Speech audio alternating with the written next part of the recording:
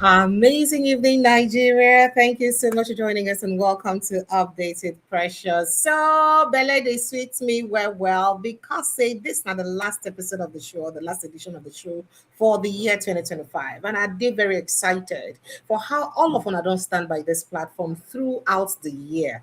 I don't expect the kind of love and support when I don't give this platform throughout the year. And it is sweet, my belly, where we say when I feel support this platform like this. Thank you so much to everyone we be say don't support this platform, the one that you support them. Before I begin and to introduce my guest, like I give on some hot matter, then we be say the shell for inside Nigeria, sharp. We go ready to resist election rigging by every means for 2027. Peter Obi don't spit fire. He don't vow say nothing will make way election. They go rig election again. In fact, 2027 it go hot. 2027 we would resist rigging. Peter Obi reveals, and then make we see other issues where they share quickly. We can't let people who benefited from our democracy destroy it. Peter Obi, now in the talk this one. We can't keep normalizing what's not normal. Now so he talk. You can't say, I go to where people in government fear to go to. Hey, you can't say, if I Article 8 and Article team don't talk. Say, well, let's work for a joint ticket of Peter Obi and Article. When I say they think that joint ticket, will they come? But not just Peter Obi, Abaribe also dump Abga for ADC. And then plenty Igbo political bigwigs them follow there for inside that place. In fact, Aisha Yusuf been there and she say, I never carry card for any party before, but because of you, Peter Obi, I will carry card for inside party. Talking about defections, Bala Muhammad don't tell federal government, he don't do. He don't do. Make on they force me. I don't want to join APC. I never join APC. Make on stop the rumor. He don't do. He don't do. Now, I like so to talk, say, I no join Labour Party because of Peter Obi. I been member before income join Labour Party. And me, I no go join and go ADC. I did ADC. In time, me say won't go ADC, and I give am my blessing. Obasanjo and plenty others then been there as if we say it did decamp to ADC. As it gets to do with the new tax law, Femi Falana don't talk, say the new tax law no fit take effect until President Tinubu resolve and settle all the matter where people they talk we get to do with the new tax law.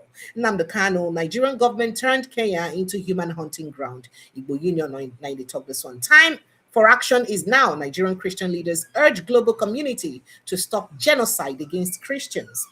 And then Adamawa churches cancel crossover service over terror threat. And today, like this, what they talk to you now crossover service. Adamawa churches cancel crossover service as CAN issues alert on terror attacks or terror threats. That's what it take be. Bandits attack forced residents of Gebe community in Kebbi State to abandon their homes and Otilo, they flee, they ran away.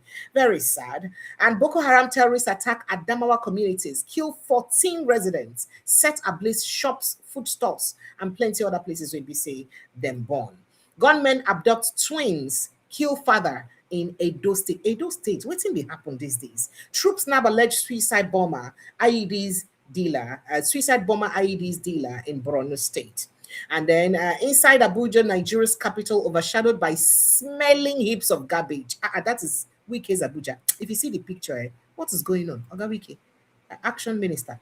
Okay. Peter Obi says Tinubu's administration has looted Nigeria into poverty, accuses government of betrayal and misrule. And then Nigerian police army clears Zamfara highway after deadly IED blast killed 8 persons. And then, of course, Muslim students' body asked Niger Governor Bago to cancel New Year party amid security concerns. We don't hear any attack on anybody. I was paid 100,000 naira to bomb worshippers in Maiduguri. Arrested Boko Haram member confesses. 100,000 naira to bomb people. Wow. Now wow. Okay, moving on. Bandits attacks forced residents of Gebe community in Kebbi State to abandon homes and flee. I think we took that already. Akwa Ibom Health Center lies in ruins. Needs Governor Eno's attention as residents rely on pit toilets in hospital environments. What would they call that 3 in those days? 90 they use. Ew.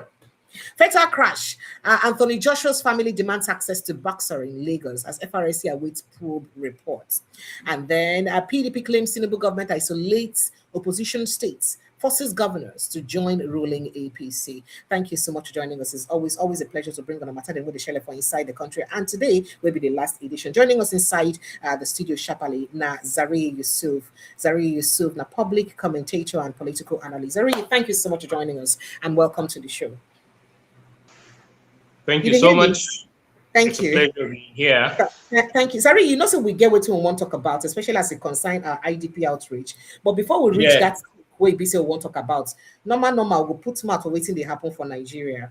I know, I would like me to comment for this Peter Obi, the camping to ADC, and then Atiku team asking or requesting for a joint ticket. First of all, what do you think about Peter Obi joining ADC? Well, first of all, on my own, okay, if I go assess the whole thing, I will tell you, say ADC, they don't hit jackpot as. Oh, sorry. I say your light to give you wahala, no vex. Sorry, but I don't know anything happened to my this thing where they go off. Village people, they don't want to finish this matter today. We'll talk them well. No worry, they go on. You see me now, but I see you well. Go ahead. So they don't hit jackpot. For where Peter Obi dey? That party, because as Peter Obi don't join the party, he just did like house where them build, them put wiring and everything, but light never touch them. You understand? So Peter Obi and I can't do the electrification. So everything we do there, but light never reach that side. So it's not as if, you see, the thing is, he is the bride or he is the maiden that all the young men, all the whoever it is, has been eyeing. Because I will tell you, say, I no go surprise if even the ruling party, APC will carry Niger drop inside this nyama. If they get way where they go talk to people, say, Oga, abeg come join. Oh, this network, not do this kind of thing now. Make for fit get this better conversation now. This network, what's happen now? It's too early now because I get plenty questions what I want to talk to Zari about. Make I try come back quickly. I beg you, be like say go come back because I want what to make I ask you this question. It did the important question where person talk for this show yesterday. The person talk say some of these attacks what they see for mosque. In fact, when you come back, we'll talk about that. When you come back, okay. So I'll make I just quickly tell on waiting they happen. I'm waiting people to be talk. Of course, and I don't hear waiting you already talk. Say they go resist everything we go bring about any kind of rigging. Make I quickly play a few footages of him and Barry Bay as in they joined the ADC earlier today. Make you watch them. And all the elders that are here, because all the ex-governors here, apart from maybe my junior brother Emeka, and all my seniors.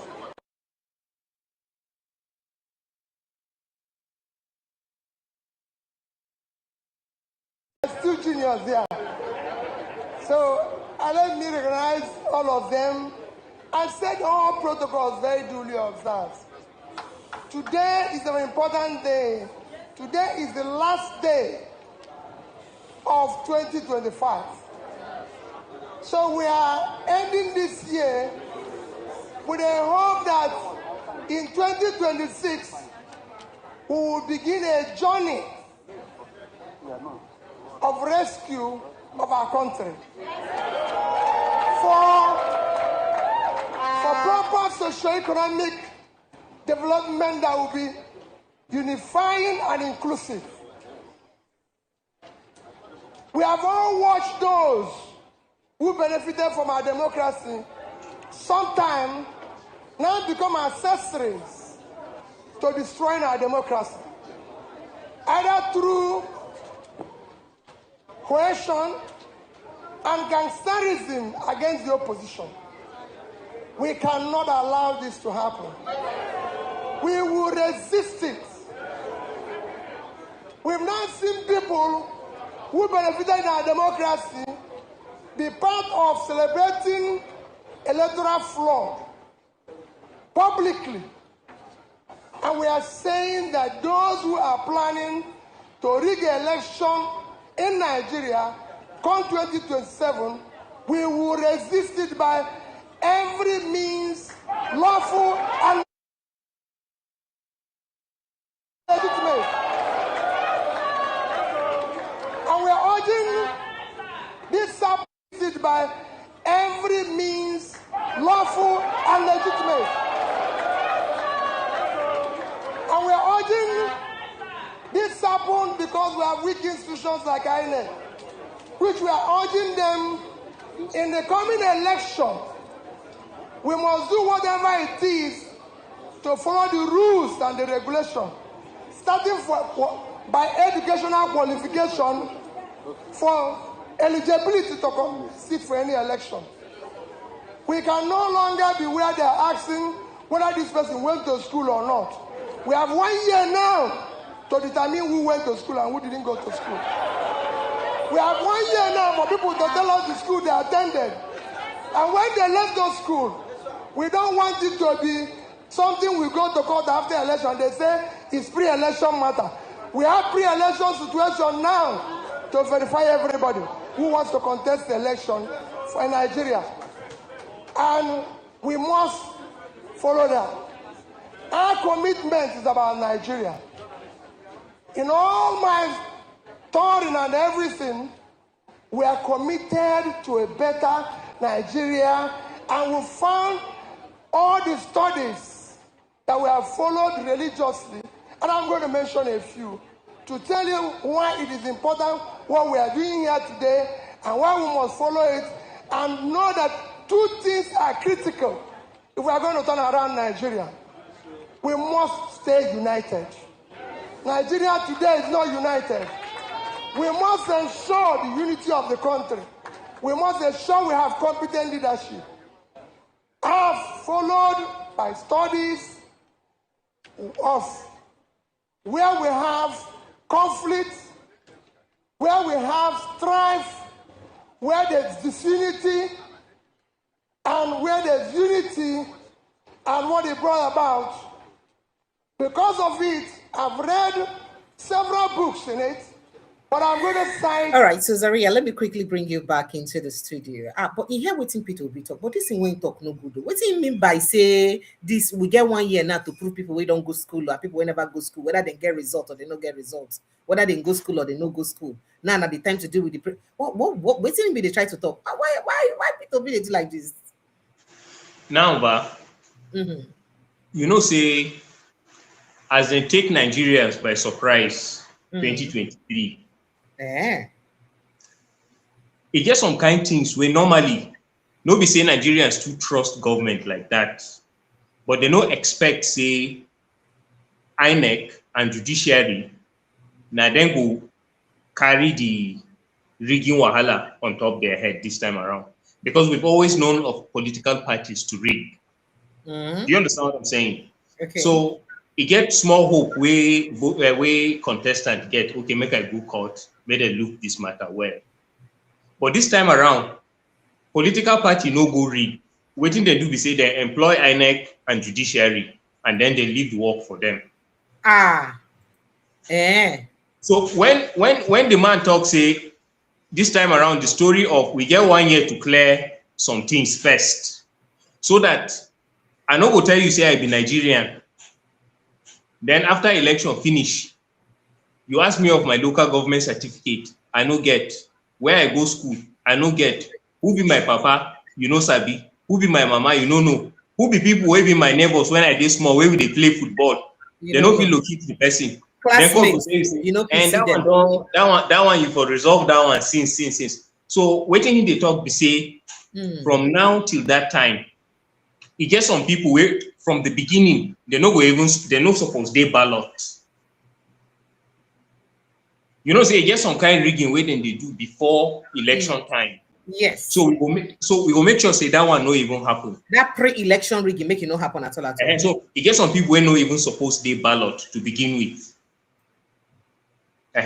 So and this outing, no be let's go and try our luck and see the outcome. No. And no be say na do or die affair. But na business wey be say if Nigerians, if masses no queue for line elect you, you no dey enter any office.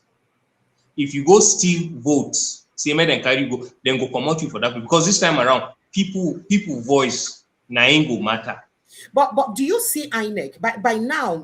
I mean, from the period where we say they will begin buy forms and all that, and the period where INEC supposed to begin do their due diligence. Do you see the present INEC doing their due diligence to that level of making sure say they check everybody background thoroughly? You know, the new chairman, Amupiton. I hope I pronounce the name well. Amupiton. You try. I try. Now, you get some kind of good testimonies where they hear. Either people who have been a student, either people who have been worked with them before and all of that. So the thing they make me feel like, say, hope they small. Because for all the places where him been done perform before, you get one kind track record. Say people they talk, say he do well. But you get one other saying where people they talk. Say, if you have built a good reputation, and by default, the APC decides to shake hands with you, you have to be very careful. Or INEC, then carry you go put for INEC, you have to be very careful with your reputation. Because the ruling party or riggers or whatsoever, then go do anything possible. So they go stay your whites. For your body. Hell. Now, so I know they among the people where they congratulate them. The only time where we tell them congratulations now when 2027 don't finish. Between now and 20, as a matter of fact, I fit know whether he will behave or he no will behave based on the people where go they ballot. On the game when you go play to let people enter ballots, now you go know whether because I dey tell you say if we go look something well. Some people they where they not supposed to ballot to begin with. Based on either their criminal record, based on some things we know to make sense. I know if it be person where they talk on behalf of terrorists, then tomorrow you go see me say I did run for Senate and I did ticket for this Niger. No, now court don't suppose do their due diligence. So if you be one of those where they tell say make bandits, they made them free them because made them negotiate with them. It's supposed to be like say they're sympathetic to terrorists. Anybody where they sympathetic to bandits, now terrorists, you know even suppose they ticket to begin with. So 2027 no be small picking play because plenty Nigeria blood don't flow for Nigeria. If you get conscience as you they drive for villages where they sack people, even though saying a dry season, you go see how blood don't drench their soil because now small children they kill, now women then they rape, now people where reach 5-10 years, they never go to their village. Reason be say they mistakenly allow criminal make you go sit down for office. Okay, now where you don't talk this one, you know, so they talk about Peter Obi the campaign. Not the campaign, joining ADC officially, even though say in talk saying don't always be part of ADC before. And you talk say the significance and saying it don't bring light to the ADC. They like saying you don't eliminate the party, don't bring lights, can't give them. So a lot of people did very happy. Like I don't tell you, say Atiku Abubakar team don't they talk, say in media aid, don't talk, say, oh, Peter Obi now where you don't join, let's work for a joint ticket. Peter Obi and Atiku tickets. How you think say that one go use work? Now, I've been looking for, I don't try to reach Ogabolaji Abdullahi, he's supposed to come this platform because I think willing to ask him that question.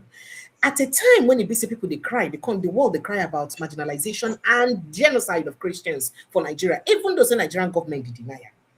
At a time when we hear say people they look and like say Nigerian government they aid and abet the systematic killing of Christians them. And all that. And at the time when you say there is a problem with Muslims for Nigeria being sympathetic to the people where they do the killing. And we don't get President Muhammadu Buhari rule us for 8 years in the Muslim. We don't get Oga Tinubu rule us for 4 years now in the Muslim. At the time when they get this kind of thing, it go be fair for a party where talk say they won't collect power, to want take power, go back not just to the north, but to another Muslim. Will it be a good strategy for ADC to deploy? That's not the question. And what will be the significance of that thing if they apply that strategy? Because a lot of people, somebody don't do this platform, tell me, say, no joke, no deceive yourself. ADC na Fulani party. Na party will vex for Tinubu because say, keep to the agreement and they won't take over power by all means. So they just want make sure say they in charge of power as in the day before. But people they talk say no, not be so. I mean, we get everybody at Chibika Amechi, for instance, it no be Fulani in there. So you think say ADC go feel they willing to make that sacrifice of letting just a southern, not just a southern, but a Christian to take over power, considering the significance at this time for our history for Nigeria? See, let me tell you something. I told you I said light has come to the party. Yes, that's what you told. That means by default, the darkness, the dross, the nyama way they're supposed to come out for that place. So when you ask whether the ADC should allow or should not allow and all of that, they don't have an option. They don't have any significance outside of what Peter Obi is bringing. Now, I did tell you, listen to me, I did tell you something from the grassroots experience of 2023. I know what poor people do. I know what poor people do. I know what guys sell their laptops do. I know what barbers close their shop, use all the money. I know who they go campaign for. You sure I know say that women. kind of thing will happen for 2023 go repeat itself again, because a lot of people they talk say, hey, the dynamics don't change. Peter Obi no get that love and clout again. Even Tinubu no get that love and clout again. I think no get the same thing again. And remember now, right now, Tinubu gets almost all the states. Almost all the states. You understand? Yeah, I know the strategy way Tinubu they use. Now they call elite appeasement. You come village, come meet people. All of them, they hungry. You don't give them food. You don't provide security for them. You can't select 1, 2, 3 leaders of some families where you get small money. You buy clothes for them. You give them car. You put light for their house. And then you waka go. Because you believe, say, the day where something, fire catch your house, the villagers will come help you quench the fire. Yeah. So now for the politics Niger Delta, we'll be accused Shell saying what they do for Niger Delta that year. So they will come give traditional rulers the money. So now the policy way bad they use. And when they use that one, because you could just sit down, you go say, Kaduna State Governor, APC. Plateau, you don't join APC. This one, you don't join APC. This one, you don't join APC. So it can't be like, say, because governor join, now so people will just follow. The significance of governors joining only begin and end for rigging, because now governor go fit get the money where if he bribe people. All that one way then they join. Now they believe, say, you don't join here, I will bless you and you will deliver by all means. Another candidate today, wait till you say, I know they carry money, give INEC, I know they carry money, give judiciary, I know they carry money, give talks. I go relate with poor man, make him know, say, I dey connect with waiting they pay now. Now from there, now in the fire will start, we go consume everything, go reshape everything. So 2027 now year we no be party versus party. You understand? No be rich man versus poor man. Now wicked politicians versus Nigerians we want survive. Now waiting 2027 versus Nigerians. Now go be. Now waiting 2027 they carry come with that, because and it's an uncertain outing this time around. It's the most uncertain election that we will ever go into.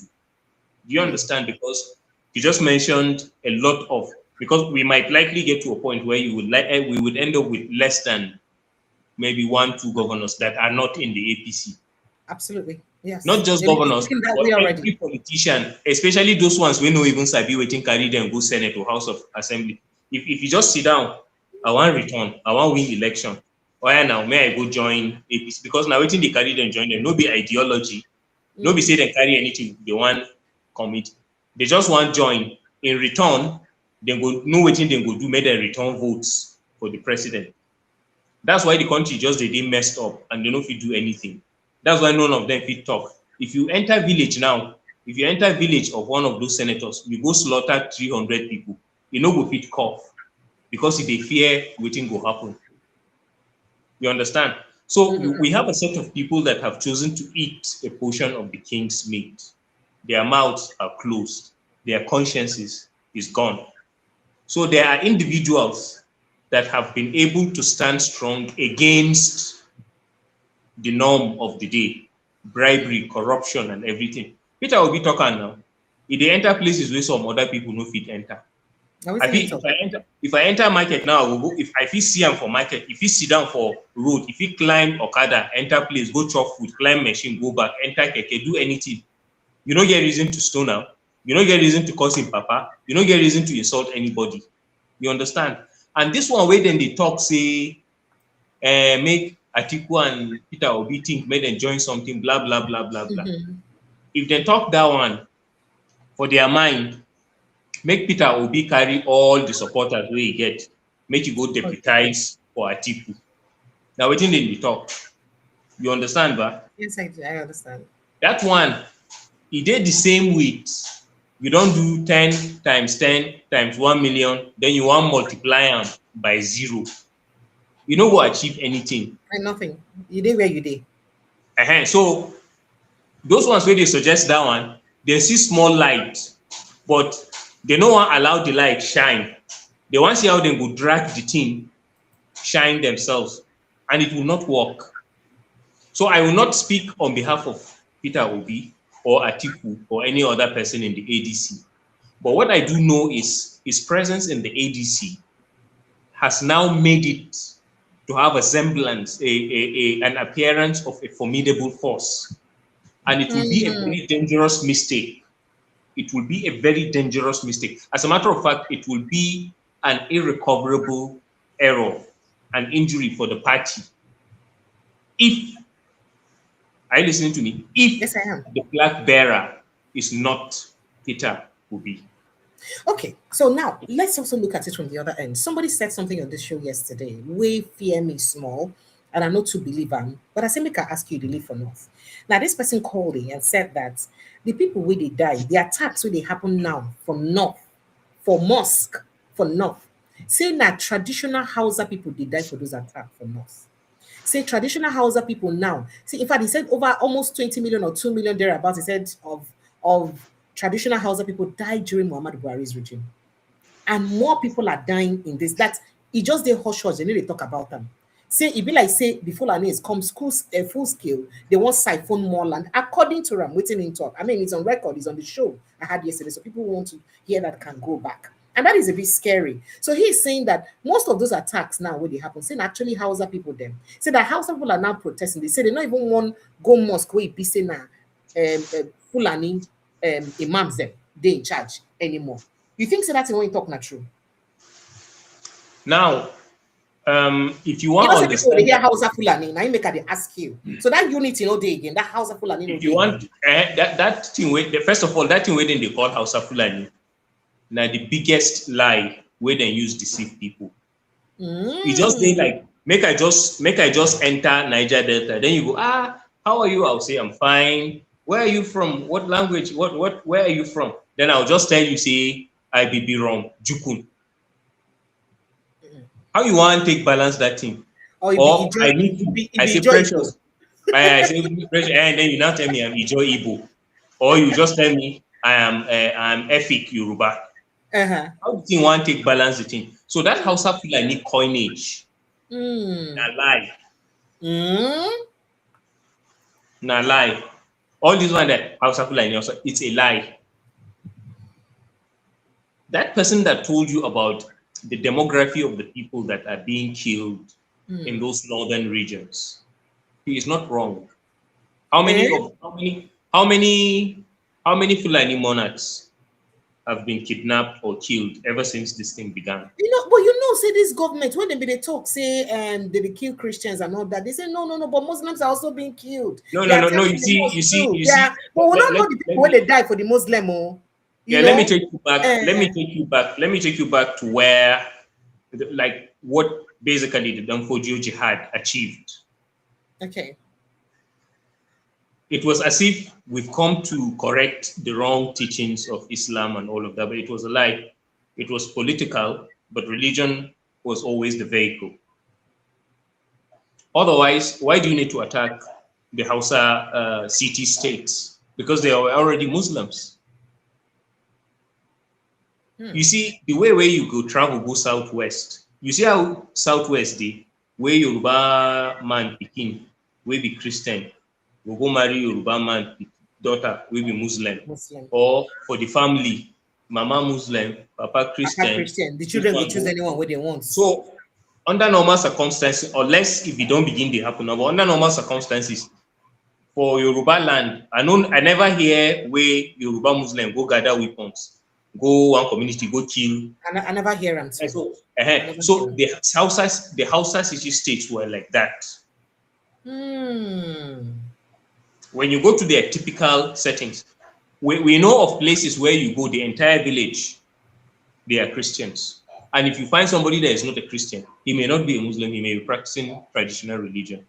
Whether you so that's what they talk. Are you trying to say that that's what they talk? Say, call not now call Muslims now them be Christians not to no, that call Muslims that is looking like it is exclusively Muslims. It's not really true. An example is go to Zaria and I start taking you to communities in Ikara, Soba, Giwa, all of these places. You would be surprised how you go to communities and find old Anglican Christian churches, people that, so when they say to you, they are also killing Muslims, it's important to ask what kind of Muslims are they killing? Ever since the year of attacks, you don't ever see place where you see Fulani people. Then they know, so no, they IDP camp say, then go attack them, they kill Fulani people. That's you find them say then they refugee camp, or you find any Fulani emir where they tell you say they catch them. For Sokoto, I think one of the last Hausa kings, the king of Gobir, them been catch him that time. Once I look the man, I tell some of my friends, say if they release anybody, every other person, then go kill this man. Because historically speaking, that would be the, when I say Hausa, I'm not talking about that false school where they tell you say Hausa Fulani. I talk of Hausa as language. So you're either a Hausa man or you're a Fulani man. So this is a Hausa emir. This is a Hausa king, the king of Kubi. They took him and they killed him. They humiliated him before killing him. I knew they wouldn't release him. Because if you have regard for the Hausa people or for the Hausa Muslims, you should understand that their monarch is not just a traditional leader, but he's also a religious and a moral and a spiritual leader to the people. So they eliminated him. Why they not go touch Sultan of Sokoto? Why they not go pick emir of another place? Because they be Fulani people. So say they attack. They are also killing Muslims. But which kind of Muslims they will kill? Definitely no be Fulani people then they kill. No be saying they follow Ruga, they go kill Fulani women, Fulani men and all that. So it is Hausa Muslims that are being... So you feel say this now waiting Trump they talk every time when you talk say would they must disarm Fulani militias. So it just say the hammer and the club Fulani militias or they call them. If it's not waiting making the hammer that word Fulani militias. So make I tell you something. Boko Haram, say predominantly in a Kanuri people formed that one from Maiduguri. And that one can't be localized for Maiduguri because Kanuri they a bit more conservative. If you find Kanuri for Lagos, say they kill people, they rape women, say you want imposing lifestyle. Go find Kanuri man for Benue, they slaughter people, say you want imposing lifestyle. So because of maybe their conservative nature, they have been restrained in that area. But every other Islamist group that sprang up, like these ones where they call them Lakurawa. Say people they think say Boko Haram, they're dangerous past everybody for Niger. But the people where Boko Haram kill, now small picking play compared to waiting Fulani Islamist militia don't do for Middle Belt. That when they go enter villages, burn everywhere, burn people, kill So people. tell me how many times you don't ever hear say Boko Haram carry gun enter place. Na terrorist group, oh, but with gun, no be bomb. They with gun, they enter place, kill up to 400 people for one attack. But Fulani Tell me militia do where am. IPOB, where then they call them say they be terrorists. They don't ever do that. That time when Niger Delta militants they do their head they hot. Tell me one day where they don't go ever pack women, go they rape them one by one because they want make government do something for them. It never happened. But the Fulani Islamist militia, they've spread their this thing across Zamfara, across Katsina, Middle Belt, and all that. And when they strike, now hundreds of people they go. For Benue, they kill 280 something for one single attack. And none of them, they never catch any one of them. That's then go place, then go kill people, and then go hide. If one of them lose, that's run out of luck. You go hear big politicians. They go tell you say they killed one of our headers, one of our innocent headers. They killed one of our hunters, and they killed one of. He went for religious program. He was coming back. They just attack him and kill him. When they successful, nobody they talk because we don't even know who they be. But when they know they successful, one of them go die. You go see governors, big people begin go they talk say they kill innocent person. So they tell you say Fulani jihad militia. Now because then they are the most dangerous terrorist organization on the planet now. And let me tell you, there is no conventional army, there is no terrorist group or any armed group that is as dangerous as the Fulani jihad militia. Why? Even for Russia-Ukraine war, go check them. Tell me any day where they tell you say they don't do any attack, we kill 400 people once. I know say people they die, but say for one attack, 400 people die. For Fulani they do one for Nigeria. Then go locate Christian community, then go kill people. But why you can't have government to even call them terrorists all this while? Why? Yes. Why? One of the reasons is because first they had a sympathizer. They had one of their patrons as the president. I remember when there was a time they became so emboldened.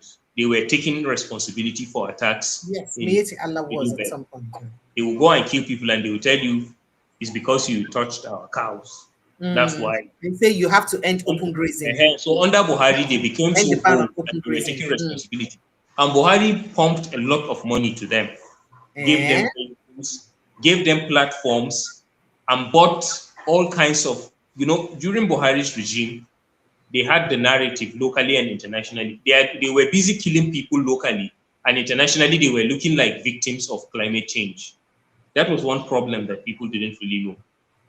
If you went to the UN or any other platform and said, this is what these guys are doing to us, they will wonder, why are you complaining about people that are victims?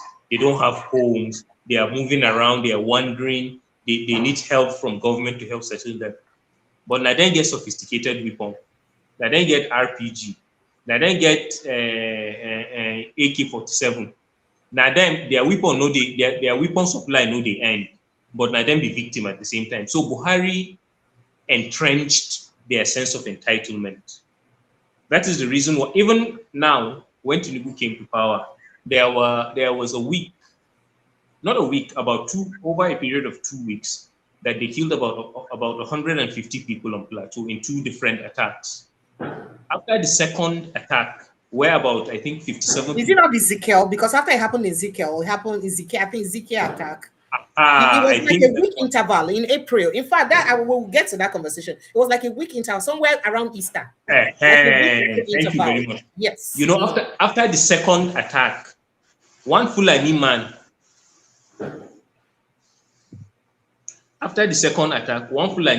the guts to sit in front of camera, national TV, and he was laying down conditions that the governor of Plateau has to meet if he wants peace to be restored in his state. So you can imagine the gods. I come to your village, no be my papa village, no be my mama village. I just feel say I get cows where they entitled to the grass of your land. I just feel entitled to say from the days that where I run comot, now your village, now be my own home. So I will continue to kill people for that place, and I go sit down in front of TV, and I go tell una governor say he must do this, do this, do this before. It happened.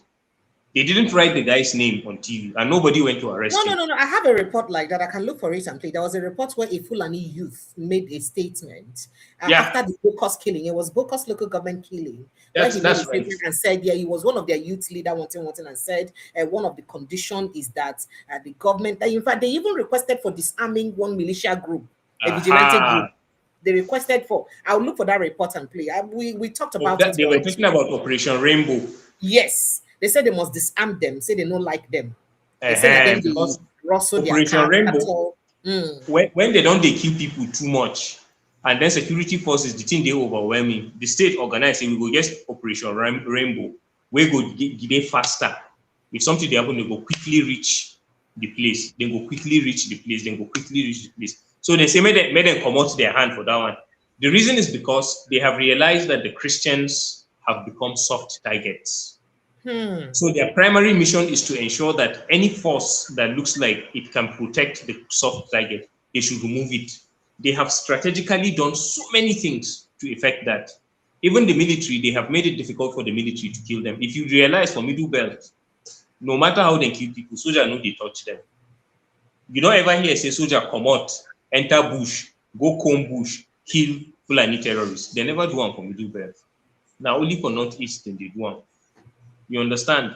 So Buhari helped them in making them feel entitled. And that is the reason why you have a terrorist sympathizer like Sheikh Gumi. He go stand, they advocate for terrorists, and policeman go there as in ADC or as in orderly behind the head. Ordinarily, if to say the country will function, one bullet is supposed to settle that matter.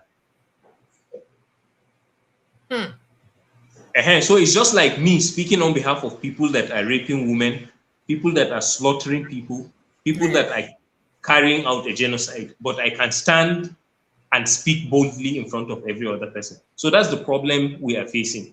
That is the situation we are in. And that is why what Donald Trump is doing is very, very much welcome. So someone wants to know, are there Fulanis in IDP camps like you have other tribes? And what? Sorry, are there what? Fulanis in IDP camps. Are there Fulani people with the IDP camps? Okay, meaning are they original to Nigeria? No, as we get IDP camps, are they traditional or indigenous Fulani? Sorry, indigenous Fulani people with the IDP camps, where they displaced, with the IDP camps. I tell you, say they know they're under attack from anybody. So if you go around IDP camps, you know go find them.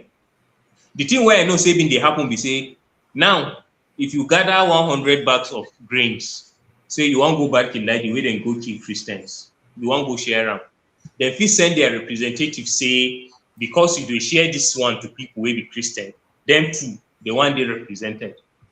And you go and ask them, say this woman now they kill her husband. Now only she and 5 children remain. This small boy now they kill him papa, kill him mama. Now only him and 2 siblings remain. This man, they kill every other person. Now only you, who they kill, where they know. So then go just say, if you give 5 to Christians, you're supposed to give 5 to Muslims. So you don't have them, you can't have them in any refugee camp at all, because we don't have a militia that travels from one community to the next, looking for people to kill. So do you think that this awareness has been, it's now, do you think there is enough awareness now in the north? Enough to change the dynamics of election come 2027. That now waiting, this is what they talk about Peter Obi defection. Waiting make me remember all these things with person talk. So if you say there is now a reawakening of this awareness in the north, enough to bring about a change or change of dynamics of the election. The reason I ask this question and say people they talk and say the Fulani get very small population. Say they don't make up to 20% of the population for northern Nigeria. So if they don't get the population, they don't make up to how many? 20% of the population of where Nigeria. And they come and don't say they less of not Nigeria, northern Nigeria. And they come now.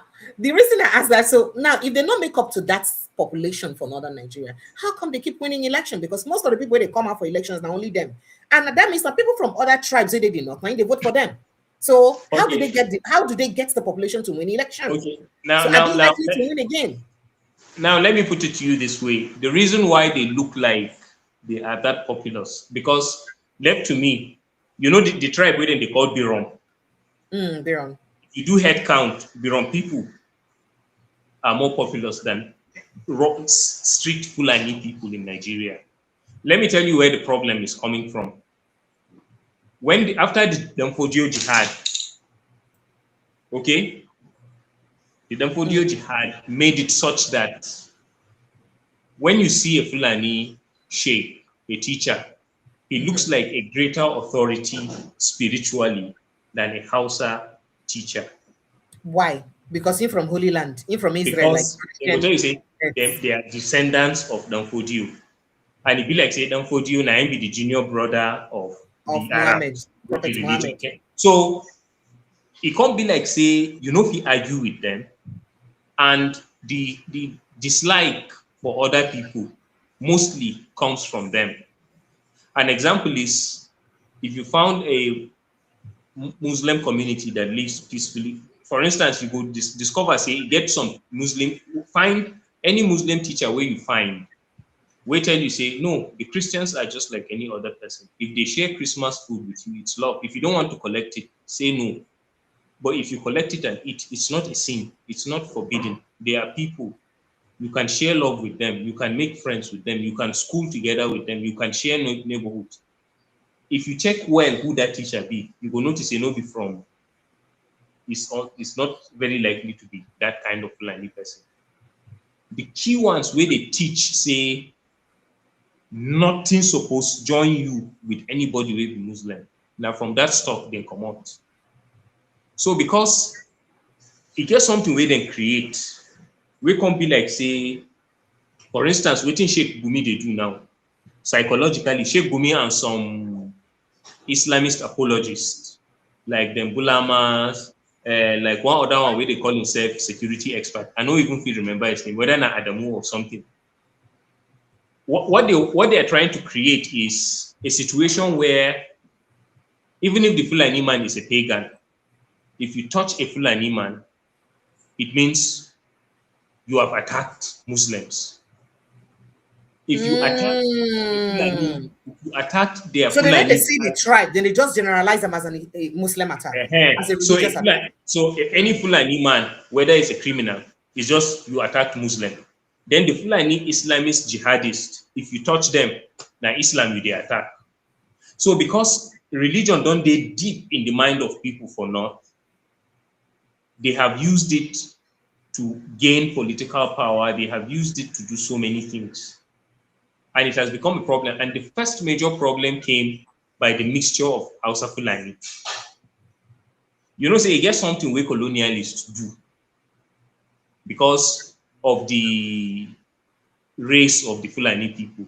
Okay, then we get long hair, they get tall, they get beautiful daughters. So it can't be like, say, for hierarchy of relevance, or you man they here, both others. Then Fulani man they here, then Hausa man they here.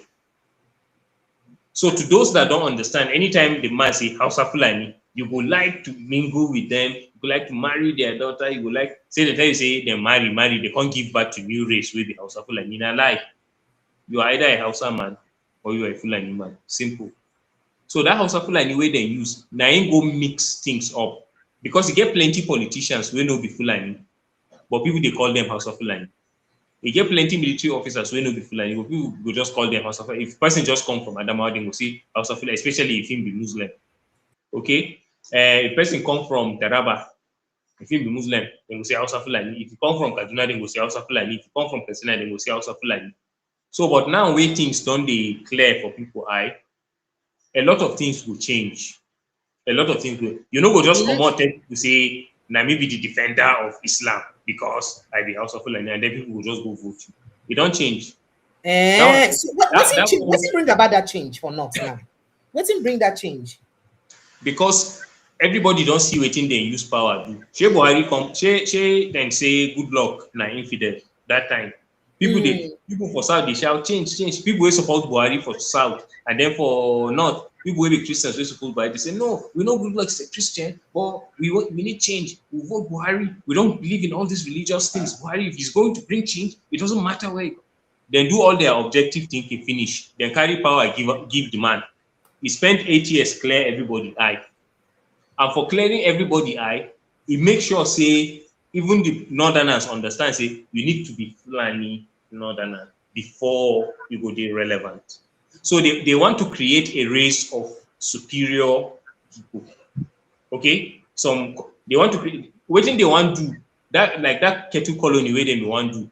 The guy was attempting to recreate something that looked like the GRAs that the colonialists used to live.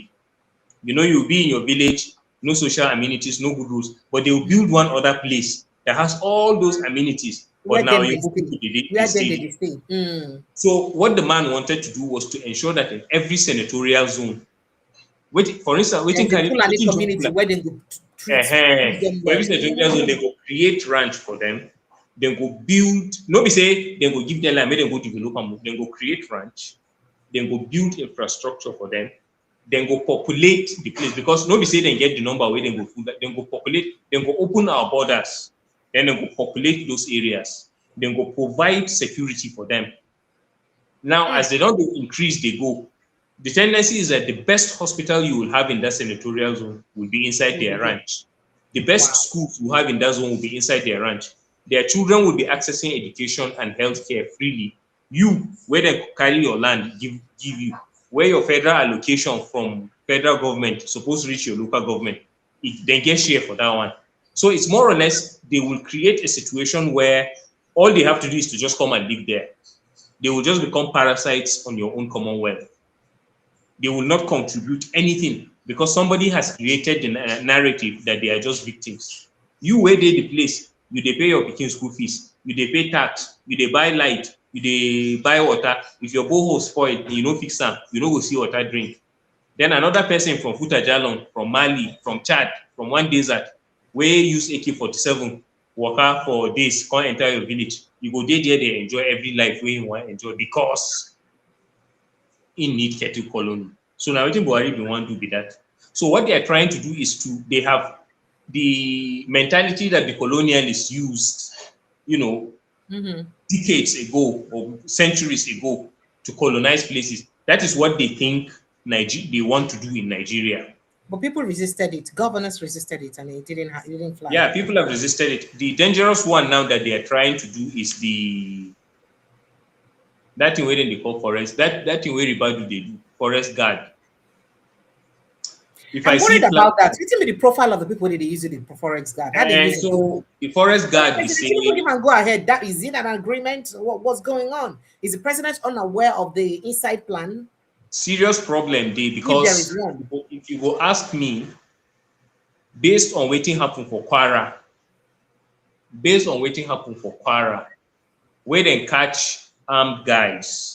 We carry we be Fulani guy, we carry an NSA rifle. And they not just be Fulani guys, but they be Miyetti Allah members. Miyetti Allah na terrorist organization. Just because Buhari no grip prescribe them, because he be one of their patrons, no means say we no say them be terrorists. Because we know our dealings with them. US said they talk and say then they go follow for people where they go deal with. Then call them Miyetti Allah. US don't mention their name before. So then catch Miyetti Allah people with arms. They talk saying no riba to give them.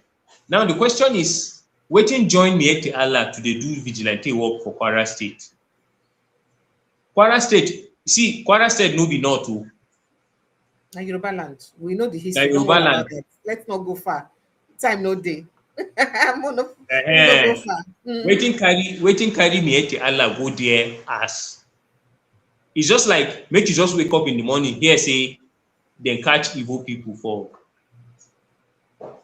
Bauchi with armed Bauchi people, and they ask them. They say that Peter Obi armed them. Say let them come guide the forest for Bauchi. Did you know mate? And then you will come realize say then get go away from government. Then get ID card of either ESN, IPOP, or anybody where they call terrorists, or maybe you find Asali Dokubo boys for Katsina, say then they guard forest there. So this forest guard where then they do, because of that experience for Kwara, it make some of us they fear say, make you no be saying that these Islamist fighters we want escape justice. Now then they go just group, keep them for one place for 2-3 weeks, then give them uniform, send them, make them go carry out waiting, then they carry out this time around under the protection of government. That is a dangerous turn. A very dangerous, because what I notice is happening is there is a serious struggle to mainstream this Islamist into the normal system of Nigeria. So join them together, make it like saying the part of us. Gumi is saying, make them forest guard, and they now carry Muslim, we be Fulani man, where they sympathetic to Mieti Allah, and the guy they do forest guard, say them go send them to flashpoints. In other words, I go just sit down for Nasarawa, I go sit down for Benue, where then they enter, they kill 200 people, 300 people. I go sit down for Plateau, where communities they where they never go back home for years. Then I will just see people where I don't know where they come from. Then go tell me say na no Ribadu send them, say make them come, make them come.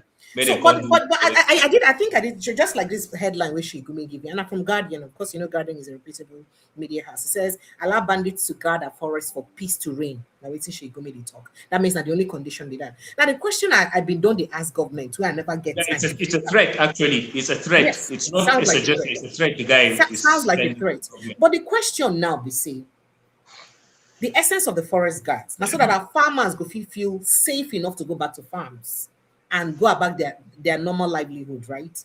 And if I be Igbo woman and I go my farm for inside Ikeduru local government where I be farm, and I can't see forest guards where they guard me when they speak my language, I go feel safe.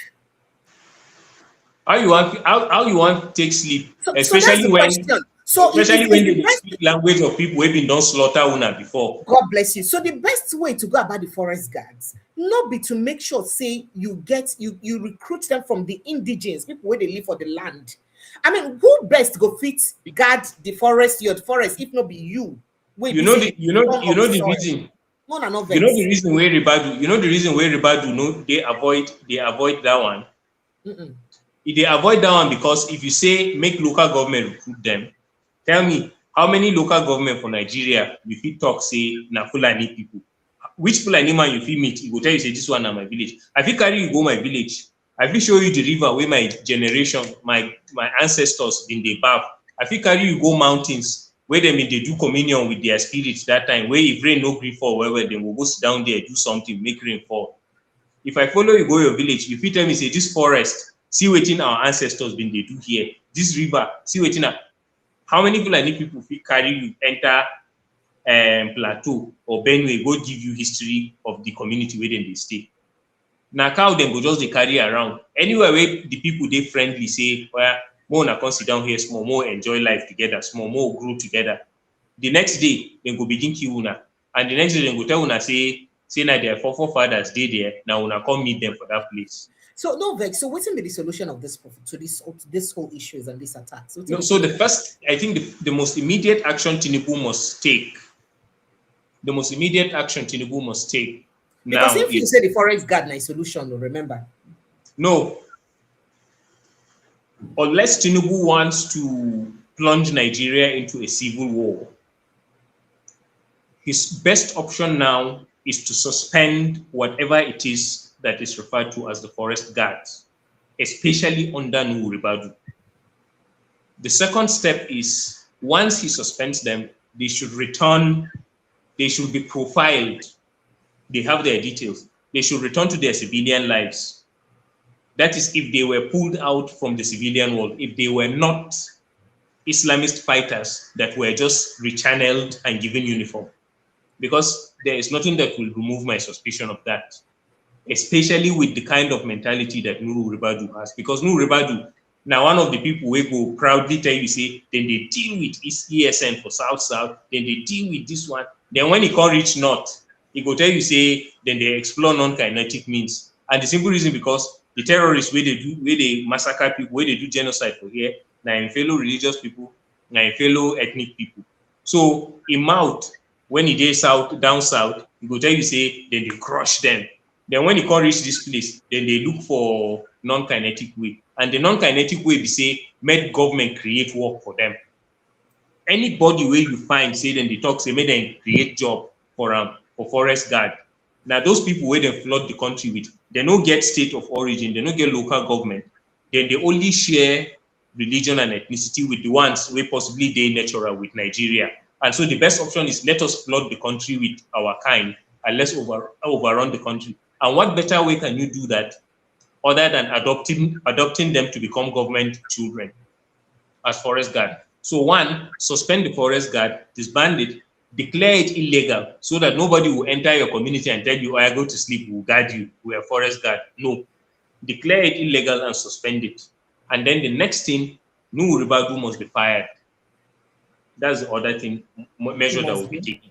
Because you can't have a national security advisor that is already biased towards an ethnic nationality, not only biased towards an ethnic nationality, but tends to have some sympathy for any Islamist group. These guys are carrying out a genocide, and the man is saying you should follow non-kinetic means with them. Why should you have him as national security advisor? If they are declaring them as terrorists and they are quickly gathering them and wanting to transfer them into forest guard, that is wrong. You can't declare a terrorist group, you can't declare a group terrorist, and then you are quickly mass recruiting people we don't know where they are from to so form forest guard. Do you think the president is oblivious of all of this? Why do you think he still leaves him there? And do you know, the emergence of the president came with a lot of compromises. You know very well that for the first time in Nigeria, that he would be the first president where then declare him as winner.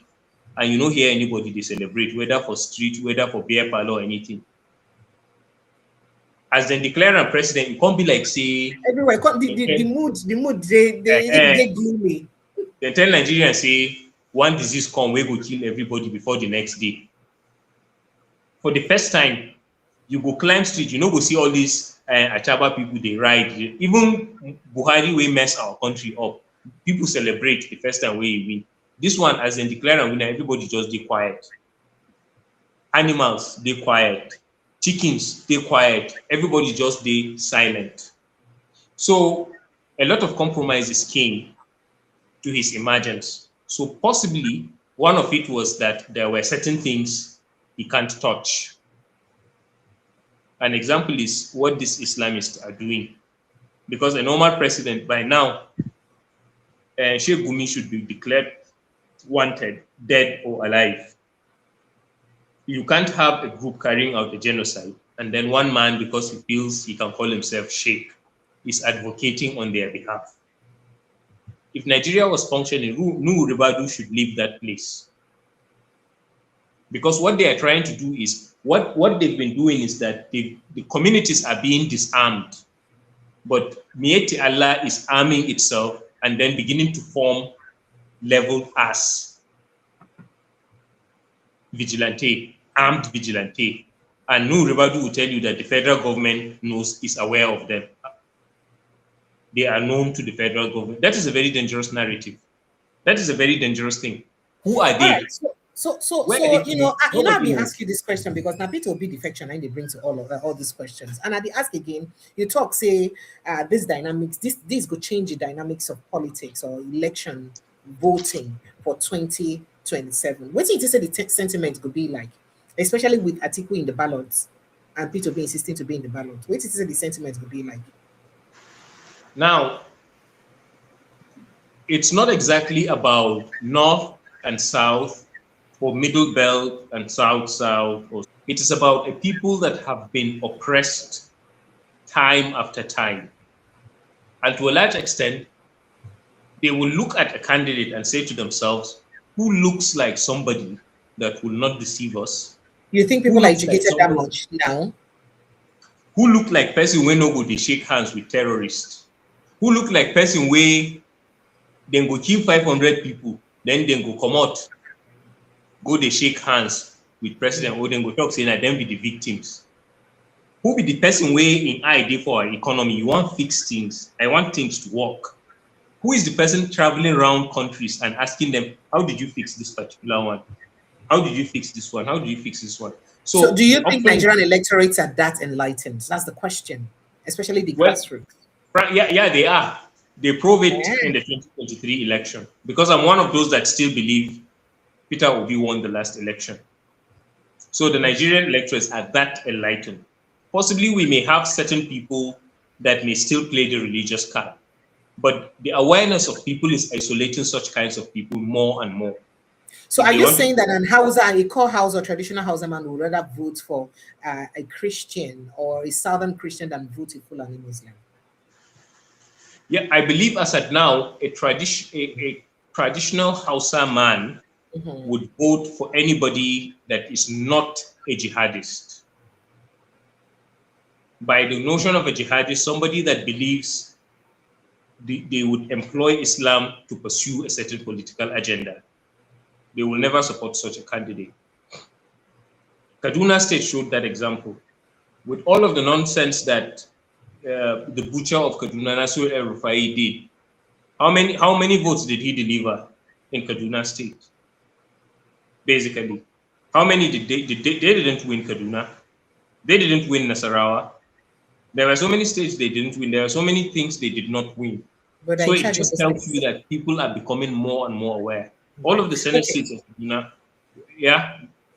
So I was also going to drop that thought on how do you think this whole issue would how easy do you think it would be for Christopher Musa's job now that he's Minister of Defense, with the likes of Nuhu Ribadu and Matawali still in the picture, if you think that they are still sympathetic to the terrorists?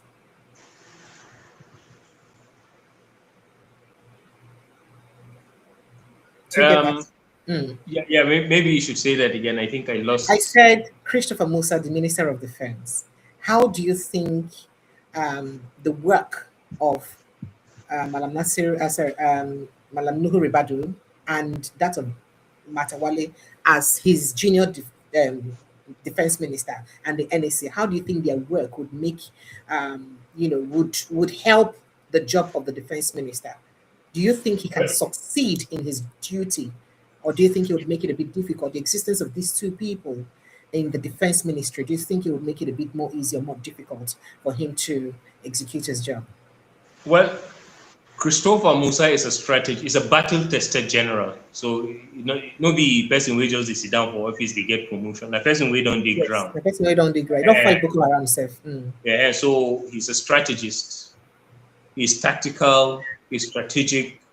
He don't shed blood. For a soldier, he has taken injuries, he has conquered, he has won a lot of battles, he's battle-tested.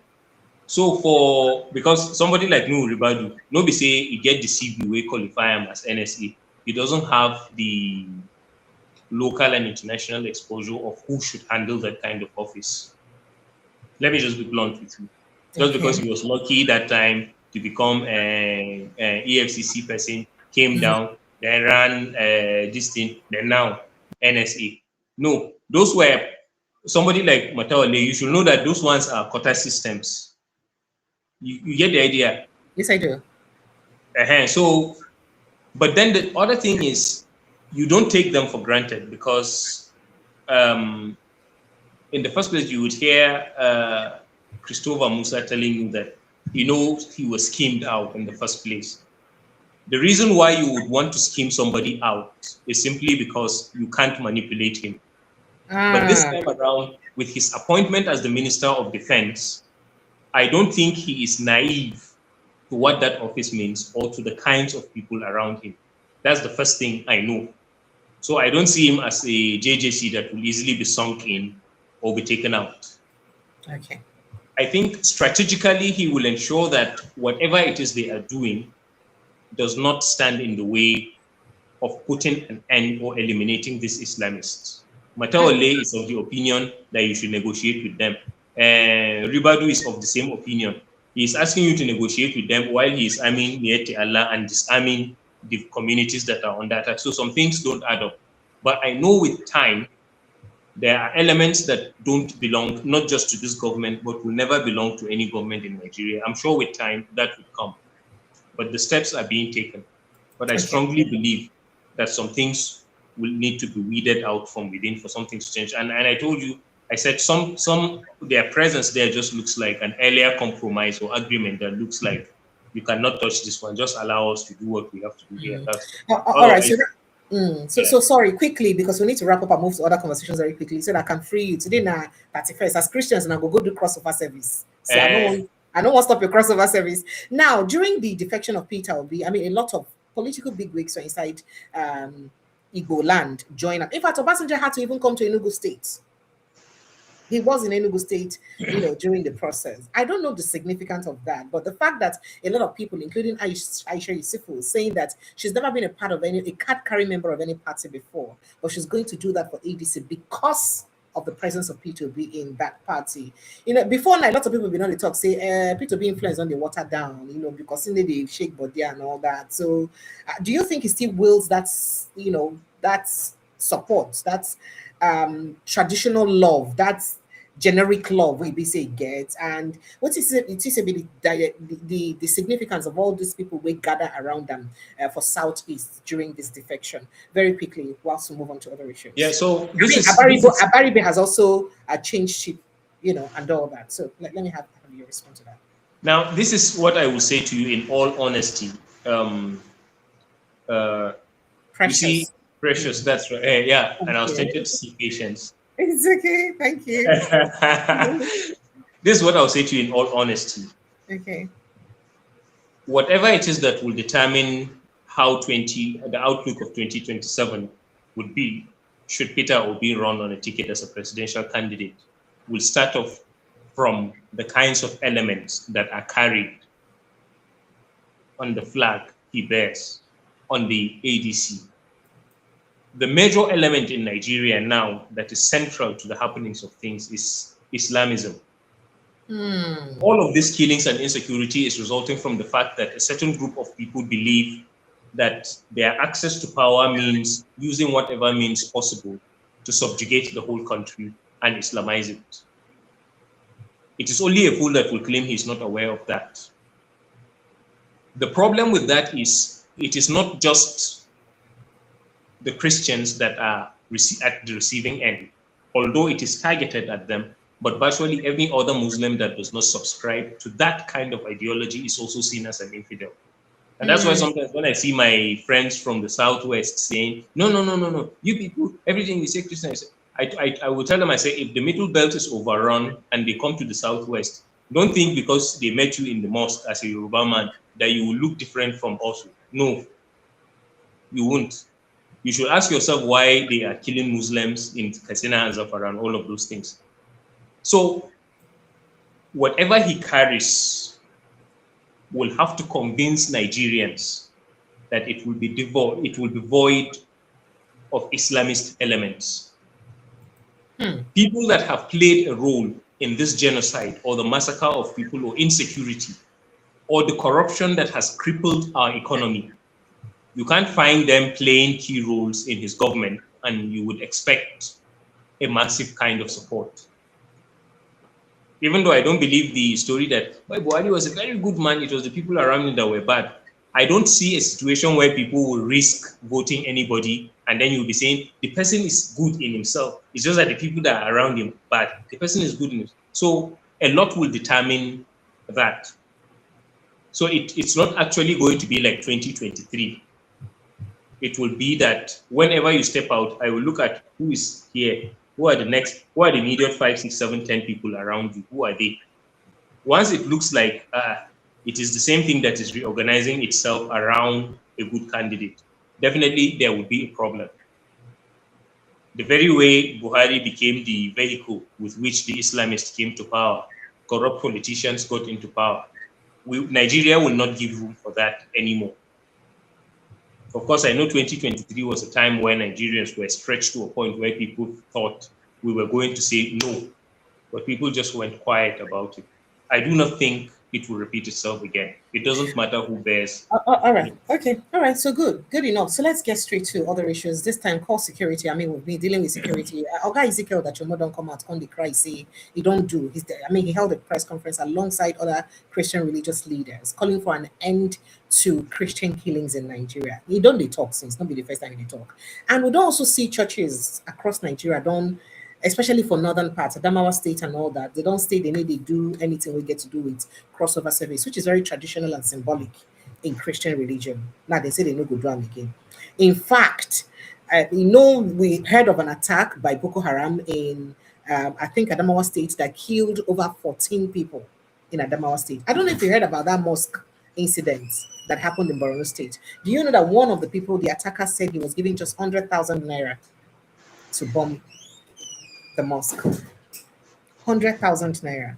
So with all of this, the way they happen, how will go fit use neutralize these people there? I mean, T.Y. Danjumaya just asked that with all the things where they happen. I don't know if you heard the confession of General Ali Kefi too, how he talked about how he was systematically removed and forced to resign.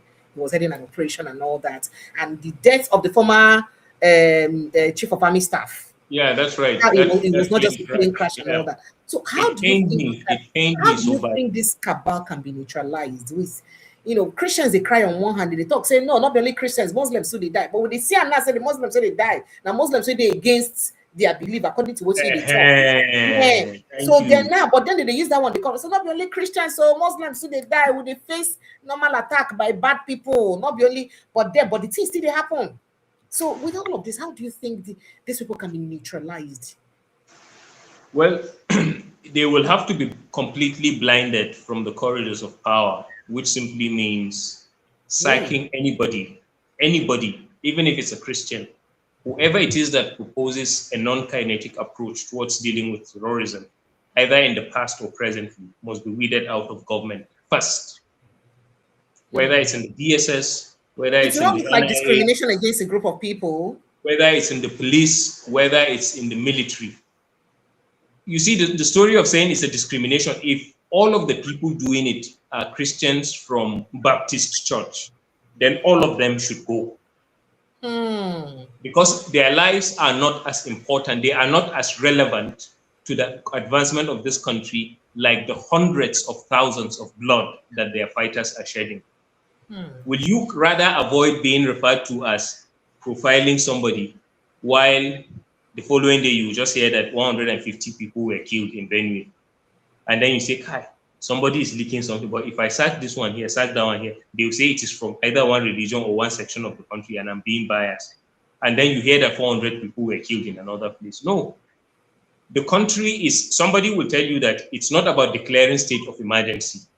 A point where there is non-state actor or a group of non-state actors that can kill up to 400 of your citizens in one attack, 200 in one attack, 500 in one attack, slaughter people, take away women, kidnap up to 200 children in a single attack.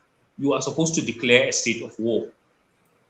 This one is not state of emergency, because even countries that are under war don't record the casualty figures that Nigeria records. I agree. I mean, we never hear that much casualty for Ukraine and Ukraine and Russian war. Ukraine no get that. Even the so-called Gaza, they don't get that figure. Sudan, they don't keep people rich like Nigeria. But Nigeria, they talk of state of emergency, and still you go find person where go come out, they speak on behalf of those terrorists. And then you will get NSA where they propose non-kinetic approach. So you need to, first of all, blind them from our intelligence unit. You need to purge the DSS, purge the political appointees, especially in the offices of the NSA, defense staff, and all of that. You need to purge the Nigeria police force and the military, especially those ones that are in the front fighting. So when you begin from that, especially at points where strategic decisions are made, where to launch an attack, who to arrest, who not to arrest, if they don't know, you would have blinded them.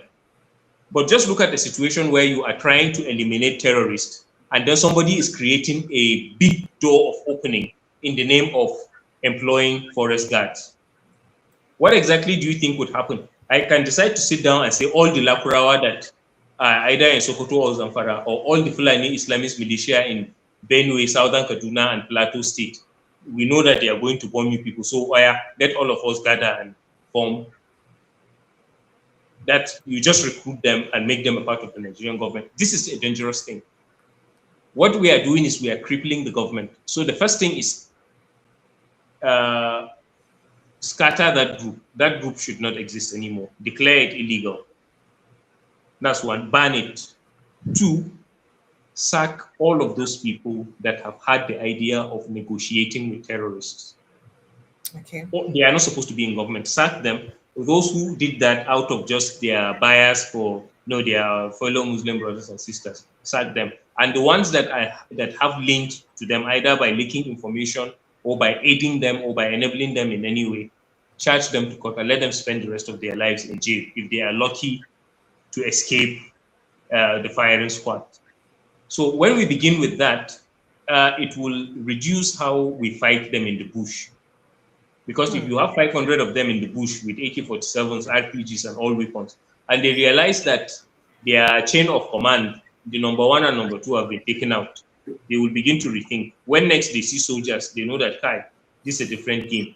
But when they know their Oga at the top is in charge, they can go and kill whoever they want to kill, and they will go back and stay in the forest because they have the certainty that the Nigerian army cannot touch us, because there are people that will make sure that they don't touch us. Otherwise, why should you have the military in the Middle Belt, and then there is still a group that can kill hundreds of Christians in the Middle Belt, and nobody is going after them? Why? Okay. Yeah. Okay. All right. Thank you so much. So Nigerians, tomorrow is 1st of January and it's my birthday. I'm so excited. And in case they're watching me, they do my hand. My 23 years old niece just got me this lovely bracelet and necklace, early birthday gift. Did you say you're 23 years old? 23 years old niece. She's a graduate and she's eligible for marriage. I will give them out early. No, I am willing to give her out early. Please. I thought you said you were 23 years old. No. I said my 23 years old niece just bought me early birthday gift. I had to wear them to my goodness. them. Oh my I'm goodness. telling you, she's a graduate and she's eligible for marriage. So that's my I'm just talking. So I'm not talking about the, one of the reasons we make I bring you come here, which is the outreach I want to, get involved in from the 1st of January. This is something I've been doing for over 20 years. I don't know why I am led to reach out to people who are victims of these attacks. And I did reach out to a friend and a colleague, Professor Barrister Redzi Jugo, as well as I reached out to you too. And he did give me a profile of about 3 ladies, 3 widows, in fact, 3 victims of these attacks that we may likely reach out to. And you two were supposed to give me, you are supposed to also give me some people. But I'd like us to take a listen to what he sent to me. First of all, this particular lady is a victim of this. One of the ladies is a victim of this particular attack. I'm going to play the record. I think that was the Zike attack in Basa local government area of Plateau State. Let me quickly play that a report from I think Channels Television on that attack, just to refresh our minds of that attack, and then we continue with that conversation.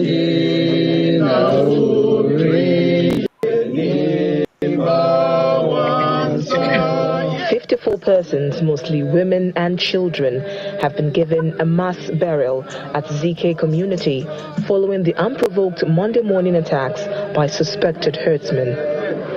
It took the search and rescue team several hours combing the community to recover the bodies, after which a mass burial was conducted before some of the mutilated bodies decomposed. Head to head, toes to toes, ashes to ashes.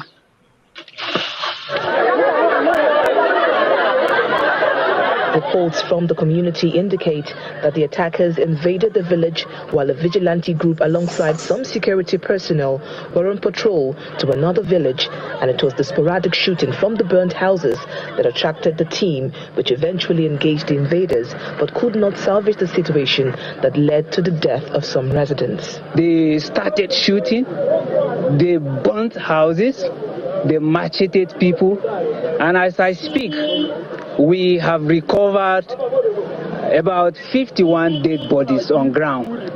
And then we are still searching.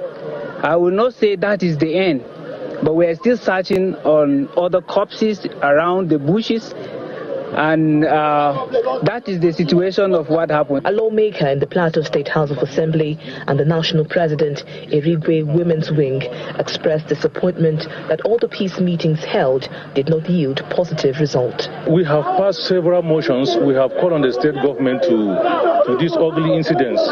We have proposed solutions. We have asked that these settler campuses of security should be opened in border states, so that they will be able to be proactive whenever there's an incident like this.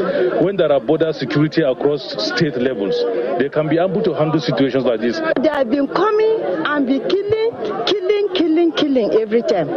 We are tired of this killing. We are tired of this killing. Enough is enough. Our children are dying. Our mates are dying. Our husbands are dying. Our crops have been raised down by this Fulani hitman. So we are tired. Enough is enough.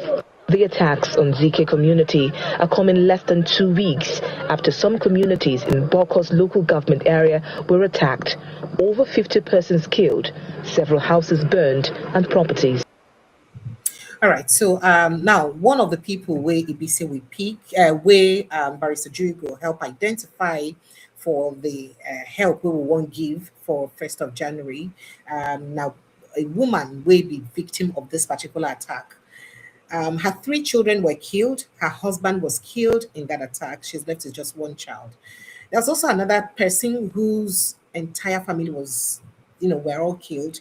Her husband, all her children, and her arm was amputated. She's still struggling to learn how to use one arm. So make I quickly play the voice note of the barrister seeing you send them to me, because I want us to make an informed decision to pick any of these people we say will fit, reintegrate back and get a house for, start a business for, and help to start a new lease of life. So please kindly listen to the voice notes that he sends to me.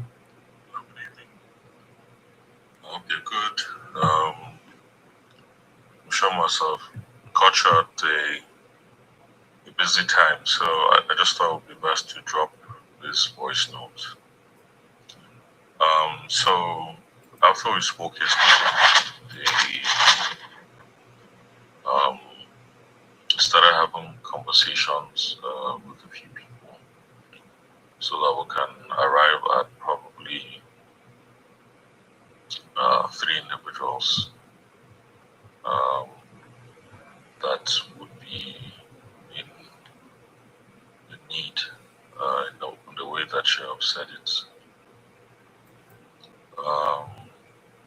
So two or maybe at this stretch comes to mind, including Asabe. Asabe is a widow now. During the she was from that ZK the ZK massacre. ZK is ZIKE. You probably can look that up in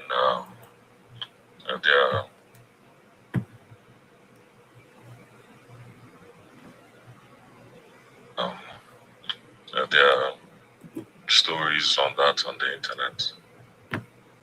So during the massacre, ZK village is in Kimapa, ward of Kīll district, Pasa local government of Plateau State.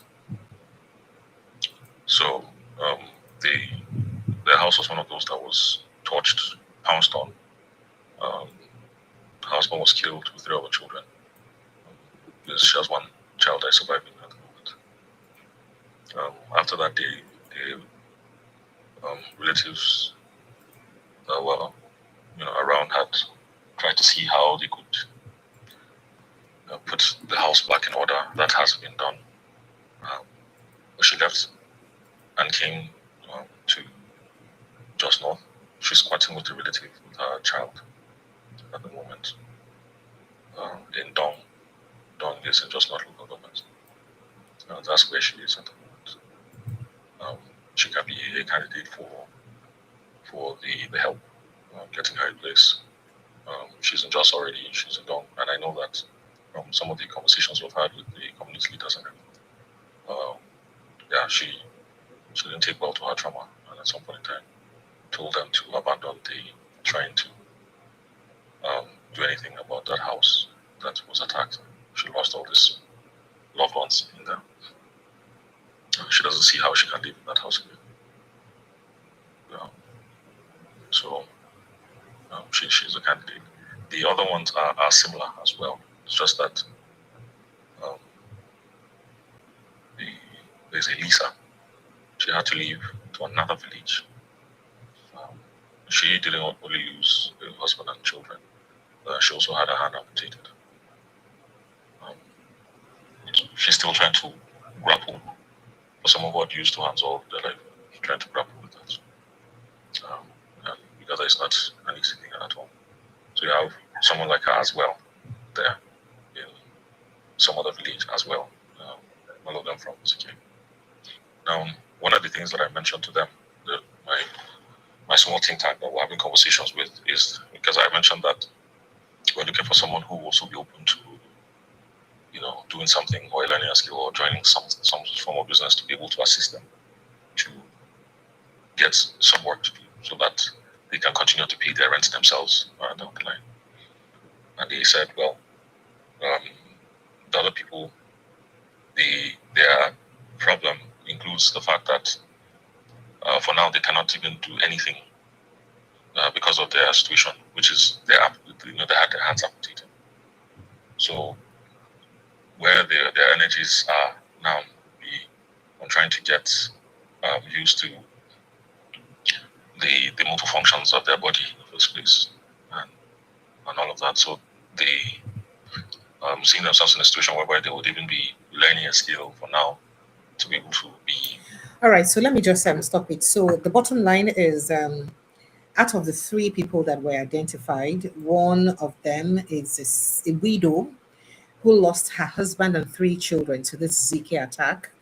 This ZK attack is actually very recent. It happened in April 2025. I think sometime around Easter, if you remember that Easter attack will happen. 90s ZK attack happened. And most of these women will be said identified from that attack.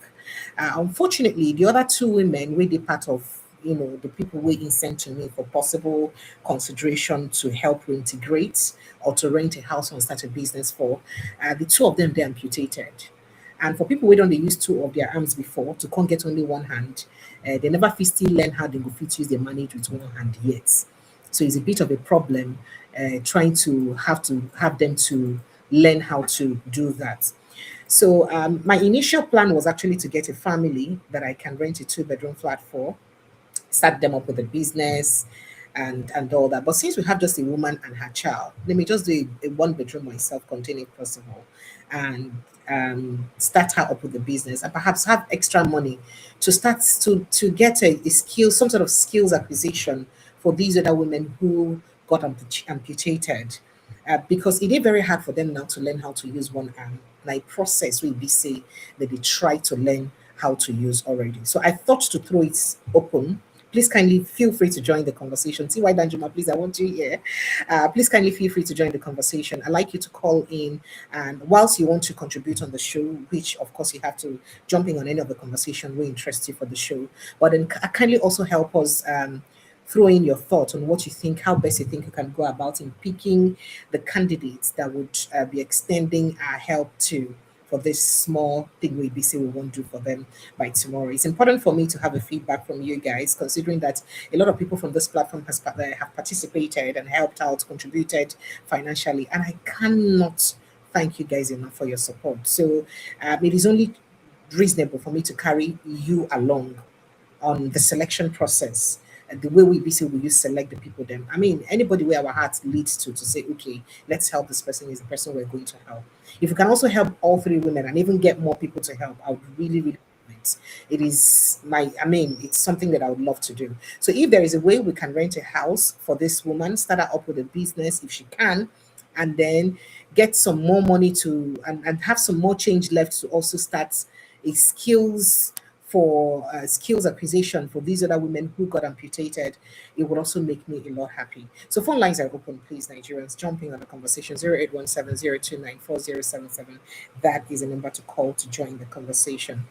And I also have Zaria trying to help me with other people that we may also consider to help. Let's also hear their stories. When he gets them, we hear their stories, and then we'll now be able to see what how we can also fit those other people into what we're trying to do. So phone lines are open. Please feel free to jump in. Agati Waidanjuma, thank you so much for obliging my call. I appreciate you. Thank you and welcome. Thank you. Happy birthday. Just a few Thank you. hours. These stories what they hear about these women, I almost cried hearing that. So I didn't play it to the end. If you hear their stories and what they've been through to the end, the woman who lost her 3 children and has one child surviving and her husband, she said even after her relatives had fixed the home for her, she just couldn't have herself go back to that house. How do you go back to a house where you lost your entire family? How would you even sleep there? Any param you hear, you could just feel, say, attackers don't come again. How do you even, I don't know. And then for the people who got amputated, they lost all their children and their husband. They still cut their hand, joiner. Imagine learning how to live with one arm at a later part of your life. The trauma that even lives with you, remembering what your family went through. Greetings, Precious. Let me thank you for what you're doing. Greetings to our guests too. This is very pathetic. How do you explain this kind of a thing? This is what a human being, someone who calls himself a human being, will forged on another human being. And you want to ask, is the government not listening? Or, their representatives, are they not listening to this? Are they not seeing this? Why should it be someone like you that is raising this awareness and getting us, getting people to help this? And there's so many of them. So many of them. So there are so many that we didn't even know where to start from. We just had to pick randomly. There are so many of them. There are also men in this same situation where these women are. I think that there would be a need to get a psychologist to come in here and help some of this, because the trauma, even if you were to get a place for instance, the woman who doesn't want to go back to a place that's been furnished for her, the house that has been, built and renovated, that doesn't stop the trauma.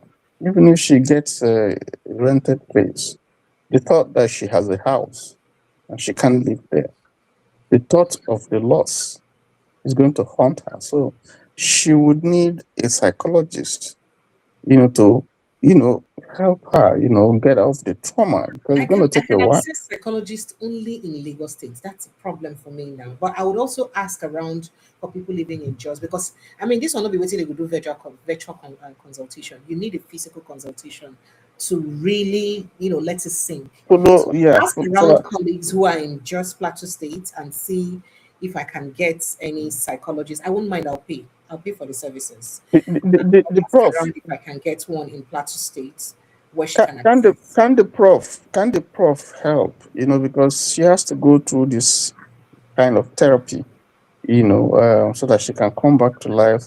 Because eventually, ultimately, she still has to go back to her home, whether you like, at some point, yes. But she needs and guess what? She's only 30-something years old, a very young woman. That's why it gets me very emotional. I'm sorry. Only 30-something years old. Imagine this young going through having 3 of your kids killed before you, and your husband, and your home razed. Precious, I have an idea of the trauma that she'll be going through, because I have experienced that kind of stuff, even as a kid. It's not easy. But yes, I think first of all, she has to have something doing, first of all. Yes. Because to take her mind, if it's possible, to help her, keep her busy, and see that there's something that she can go on with life. You know, I don't know how she's surviving now, but she I would guess need she's to. supporting with a relative, and that's the more reason why she needs somewhere of her own. Yes, Because she she couldn't go back to where they fixed that place for her to go back to, but she couldn't stay there, so she's supporting with a relative. yeah. So she would need to do something. That for me, and then she would need a psychologist to help her, you know, talk to her, or whether it's the church, whether it's the proper psychologist who will keep on, you know, urging her, nudging her to get on and move on. And then she has to have something to do. You know, so that might help. But I think that we also would have to keep this awareness, because the government must do something for these people. And the same thing for the people who are amputated. Amputated. It's sad, but again, they also have to do something. They also have to do something, because they have to do something. There must be something that they can do. Eventually, they're going to learn to use that other hand. So you know that I do know that. Sorry for cutting you. I do know that. I mean, with my experience, or from my experience in the media industry, I do know that there are skills acquisition for physically challenged people, either people who are blind or people who can't even who have lost both arms. They can even use their legs to learn how to do something and all that. So I don't. The question is how to access one of those in Plateau State. However, I reached out to Zari. That's one of the reasons why he was here. So he has a relative who's into post trauma care for victims, and he wants to find out for us if there is a possibility for skills acquisition for those women, because I would also not have peace if I'm not able to look for a way to help those women, at least to practice how to learn to use their perhaps non-dominant arm, so But eventually they have to learn, because that's how nature is. I have a friend a photographer, very close friend, you know, when we were small, and he was a photographer, and then he had an accident, and they had to amputate one hand. That thought almost killed him. But, you know, they had to talk to him, it took a while. You know, they managed to sew in the hand, but he can't use it. And he kept on crying. How is he going to survive? He's going to kill himself. Well, it has children. But eventually, he's using that hand, the other hand. He's still in the trade, you know, still doing his photography. And I mean, you just have to accept life and move on, you know. So they have to accept the reality of the situation. And the only person that can convey it to them is like a psychologist, or a priest, or something who yeah, would, proper shrink. someone who would, be there for them and let them help them, not just talking to them, but also, like you're doing, you know, financially back them up in whatever they want to do. Then they move on. But all that said, this is not what we should be seeing. And then we'll be talking about helping terrorists and building them up and so on and so forth. So When the that's victims actually of my challenge with terrorism, government. If government they think of how they actually spend money. Government spend a lot of money. I don't want to talk saying Niger Delta money before they go say it because I'm from Niger Delta. But you spend a lot of money in the name of DRR, de-radicalization, reintegration, whatever it is that you're doing. And they actually teach this terrorist skills acquisition, different yes. skills. And meanwhile, the real victims, people who actually need these skills, you're not giving them. Yeah. You either abandon them to your faith, abandon them in IDP camps, and they just live on peanuts or whatever you give to them. But I mean, somebody who has lost an arm in such an attack and who really needs therapy and how to begin to learn how to use that arm again is the person who actually needs that acquisition or whatever it is you're doing. Have you I heard? don't understand why we're like this in this country. We Have you major heard on the Gumi? minor on the major. Have you heard Gumi advocate for these people who have been who have been devastatingly affected? Have you heard Gumi talk about those ones? Well, he's always talking about people who have killed people. We should give them money. We should do this. What of the people they killed? What of the property they destroyed?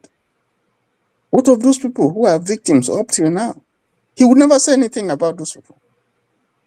He won't. But you are advocating for people who have caused disaster, destroyed the nation, destroyed people's lives. You know, some families have been wiped out, communities displaced. We don't talk about that. You know, so I think that there has to be a balance.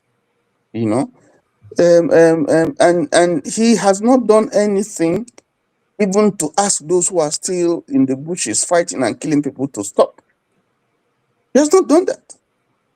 So, and this is the hypocrisy. So I agree with the guest when you were talking about how we solve this problem and so on. Some of these people, you know, who are unrepentant by their pronouncements, and they are inflaming and causing tension, you know, adding poison, you know, to the already tense situation. These people are not. They're dangerous. They are deadly. They are more deadly than Boko Haram or ISWAP or any of those. They are more deadly because they are the ones that, you know, pour the fuel that is causing this fire. Government has to identify them. Government has to be bold, identify them, and deal with them. Deal with them. And when I say deal with them, I don't want to use any word that might deal with them in a way, because you have to put them away from this society. You just have to put them away. You know, and that will serve as an example. You know, for people can't sleep in their house. Can you imagine that there are communities where people can't sleep in their house? And they have to gather together, go outside and go and sleep, keep one eye open. Or some people will be around them, you know, watching to make sure that nothing happens to them.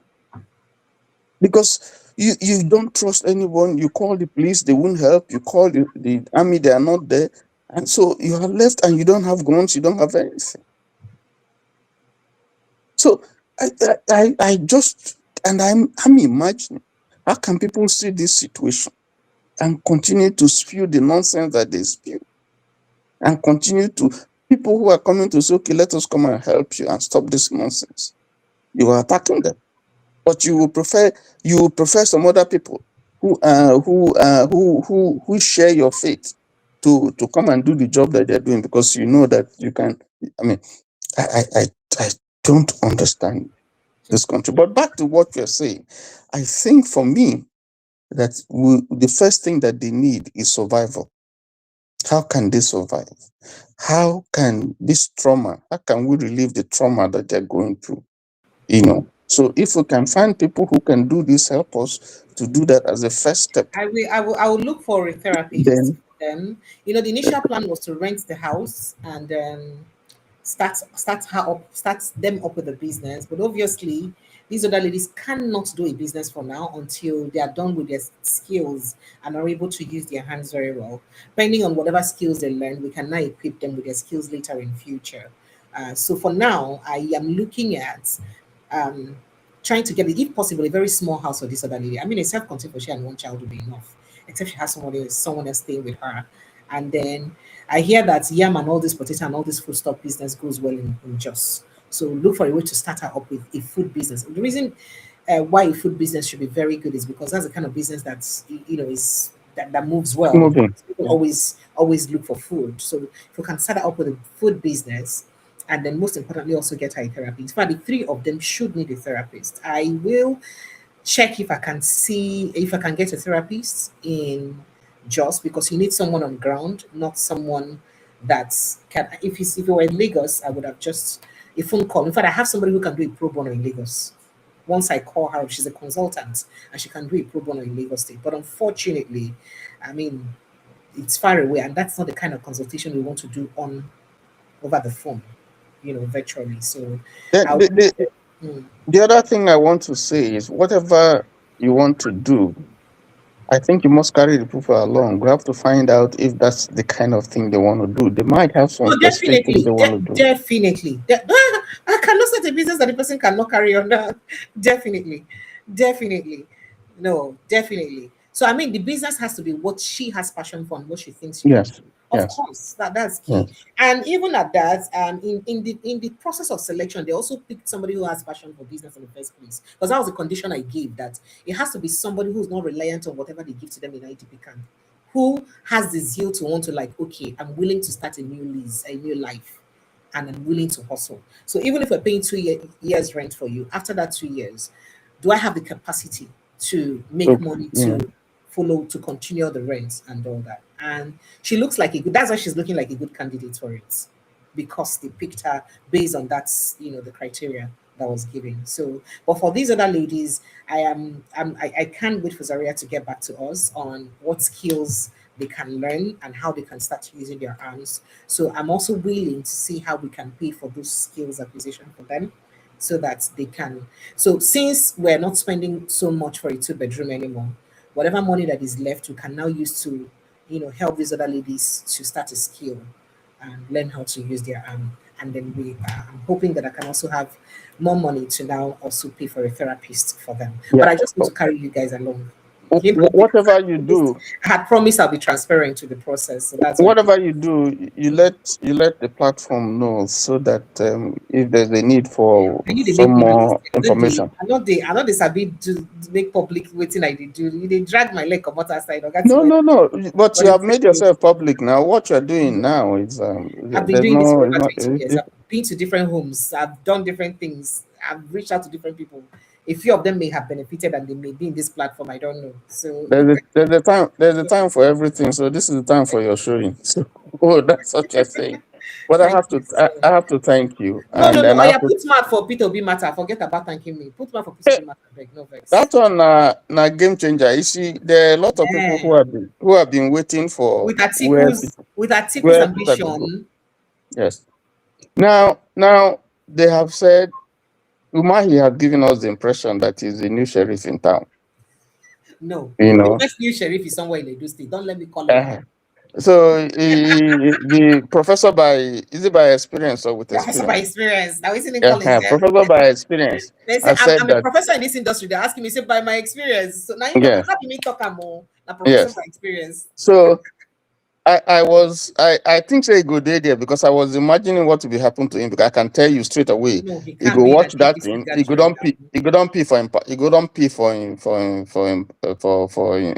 in pants. He go don't pee watching that thing, because it showed clearly that Obi has command over.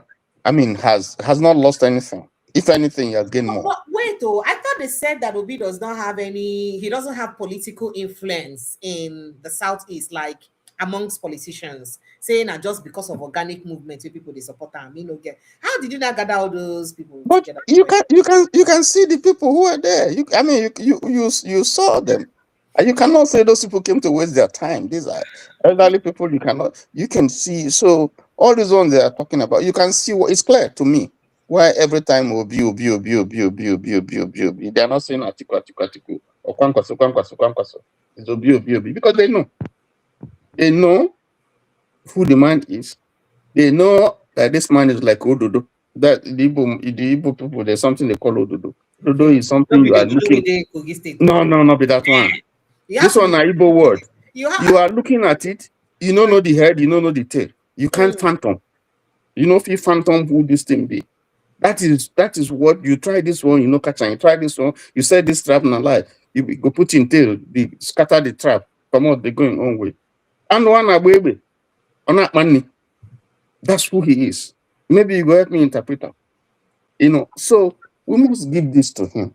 I mean, we must give it to him. The man has a large phone. This just a test to show, say, Southeast day behind them solidly. And then, but this declaration, openly declaring now that this is the way I want you guys to move. You can see everybody is moving. From all parties, they move. Now it's left to ADC to do the right thing.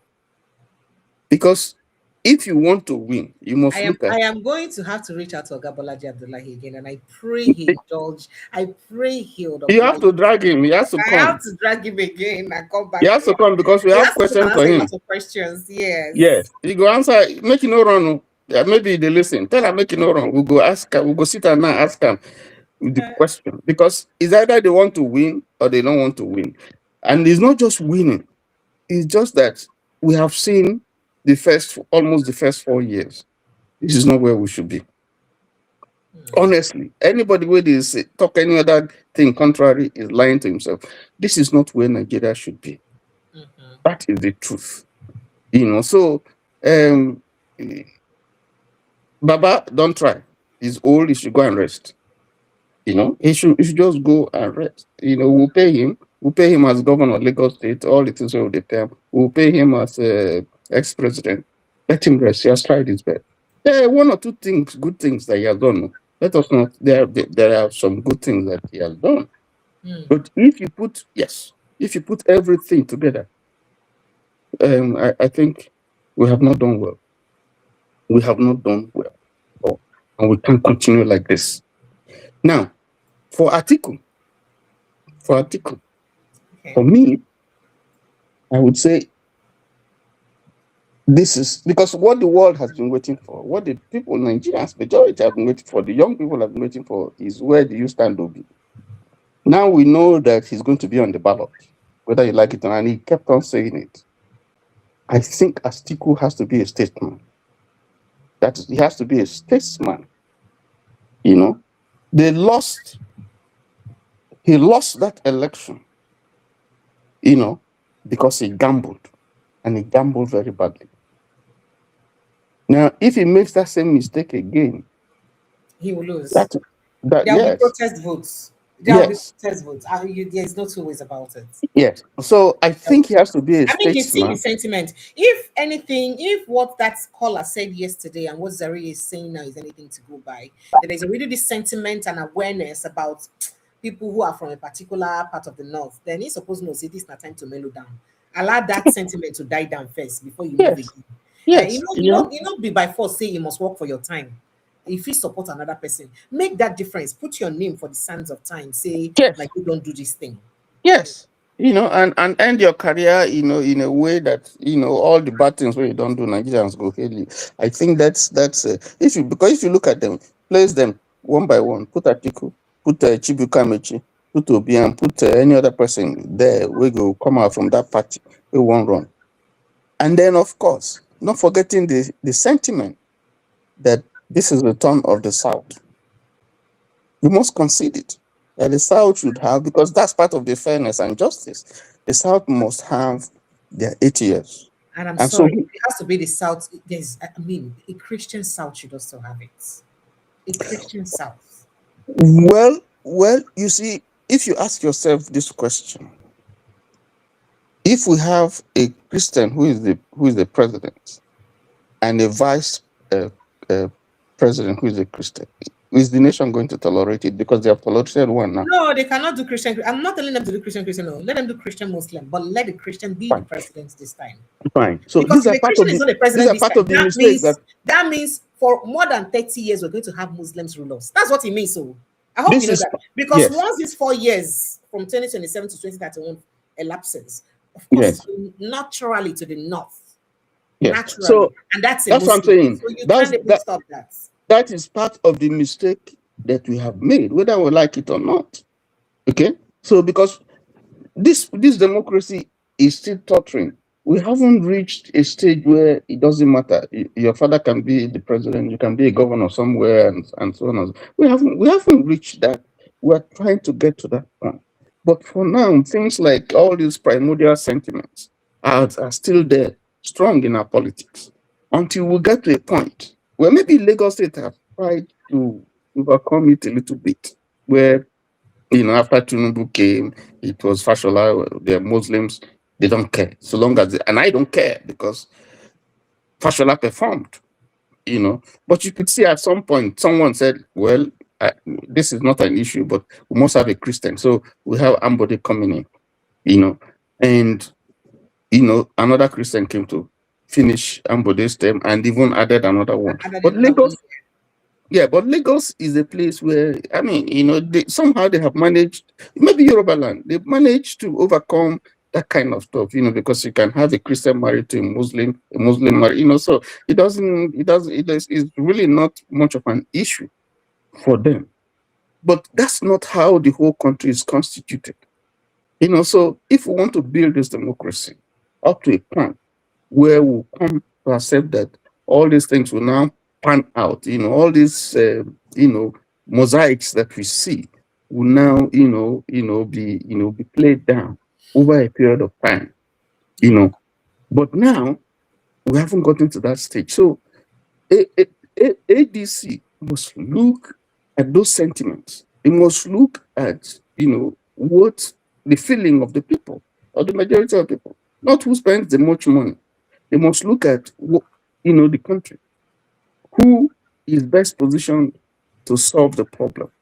And then two, justice, like the lawyer said, justice should not only be seen to be done, but justice should not only be done, but it also must be seen to have been done.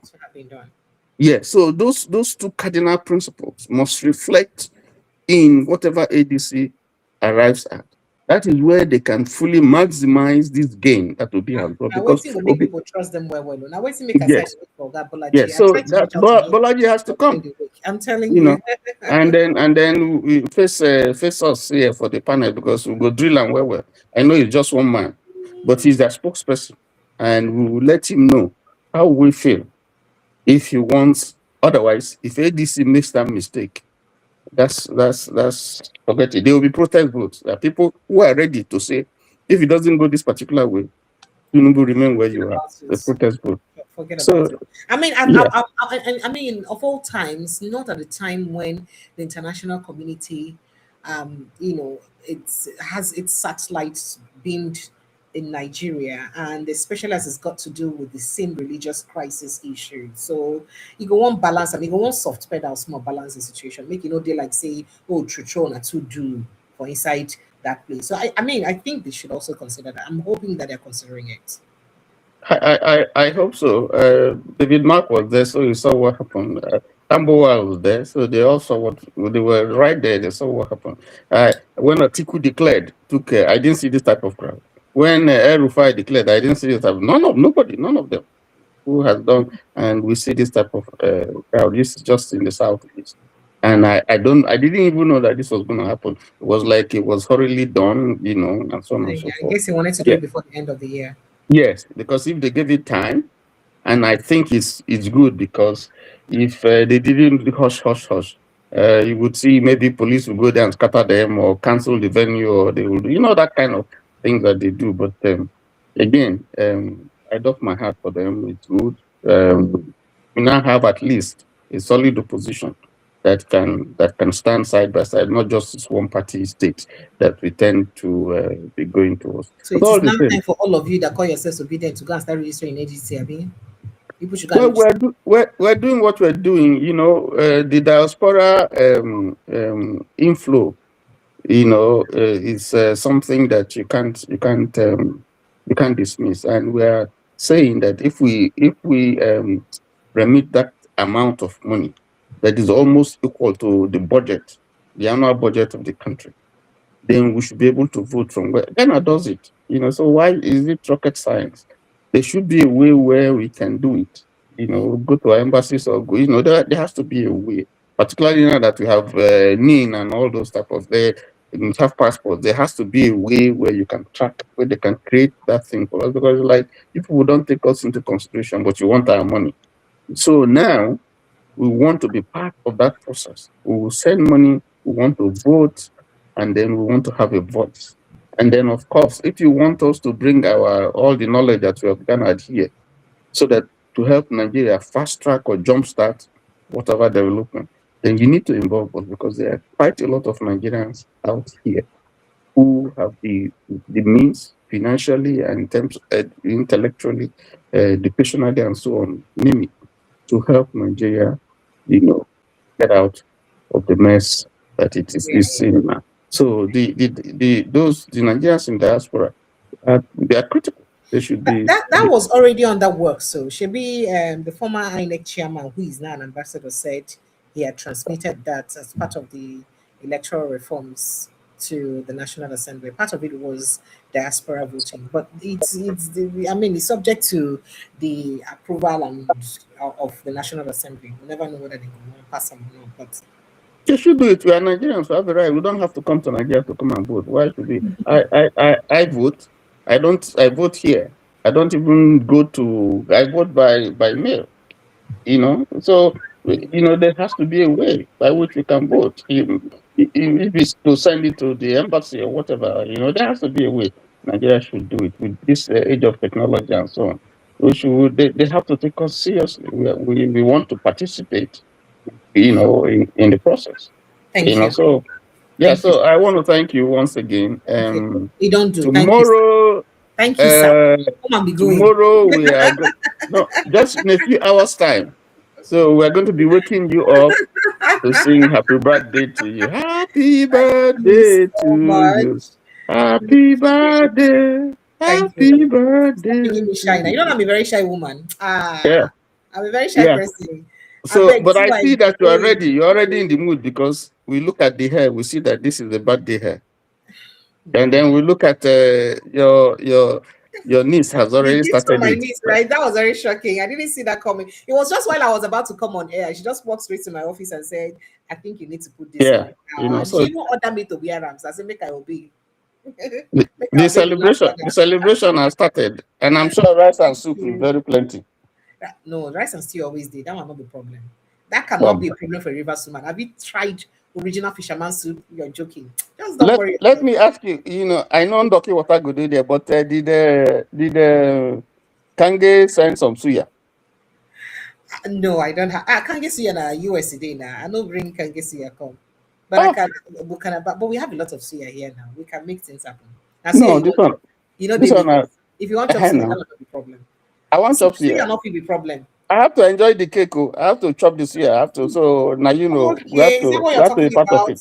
Now we have to be. Part of it now. We will make something happen. Is that what you're talking about? Now we have to be part of it now. Don't worry. And then when you come on air tomorrow, I think maybe you start the show in a party mood, so we can all boogie small. I'm not starting anything with any party mood. I'm not starting anything. I don't even celebrate. I'm not celebrating. I'm not doing anything. Now you must celebrate them.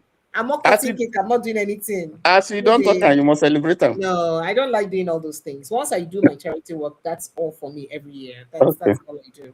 Thank you. Anyway, I wish you a very, very prosperous new year. I wish you many, many, many years of active service. I wish you God's protection, good health. Anybody will say you go drink your water, himself you go drink your water. You don't go hot, son self no go make hot. Yes, so anybody if they dig pit for you, then go fall inside that pit. Amen. So anybody will say won't touch you, that hand when he say won't touch you, that hand go bend. Anybody will say they look you with bad eye, that eye, oh Lord, that eye. No, we cannot go there. We can live. We can say the eye for them. Amen. Still, amen. Thank you so much for your support. Thank you, sir. I appreciate it. Sir. Thank you so much. Do enjoy the rest of your evening. All right, Nigerians, I like to drop the curtain here. Thank you so much for honor support. I know I love on crazy now. Thank you so much. You guys have been awesome. I can't believe that this is the last edition for the year. Oops! Wow! We did this right. Every single day, I make sure I never break. I thank you guys enough. I mean, I couldn't have done this without your support. It means a lot to me. Thank you so much. And I hope that I make that complete 1 year mark. And I'll come here and give you guys that testimony I'm waiting to give to you guys. But for now, it's a happy new year to all of you. Wishing you all the very best. May this new year bring a lot of blessings and, may all our dreams and aspirations come to fruition this year. I see you again in 2026. Good night and God bless you. Remember to protect your mental health always. No matter what happen. I say make a close quick today so I'm go feel go do every other thing you need to do. So protect your mental health. Follow us like your village people. Share this post, like it, send it to as many people as possible. I love you so dearly. Good night and God bless you. Bye.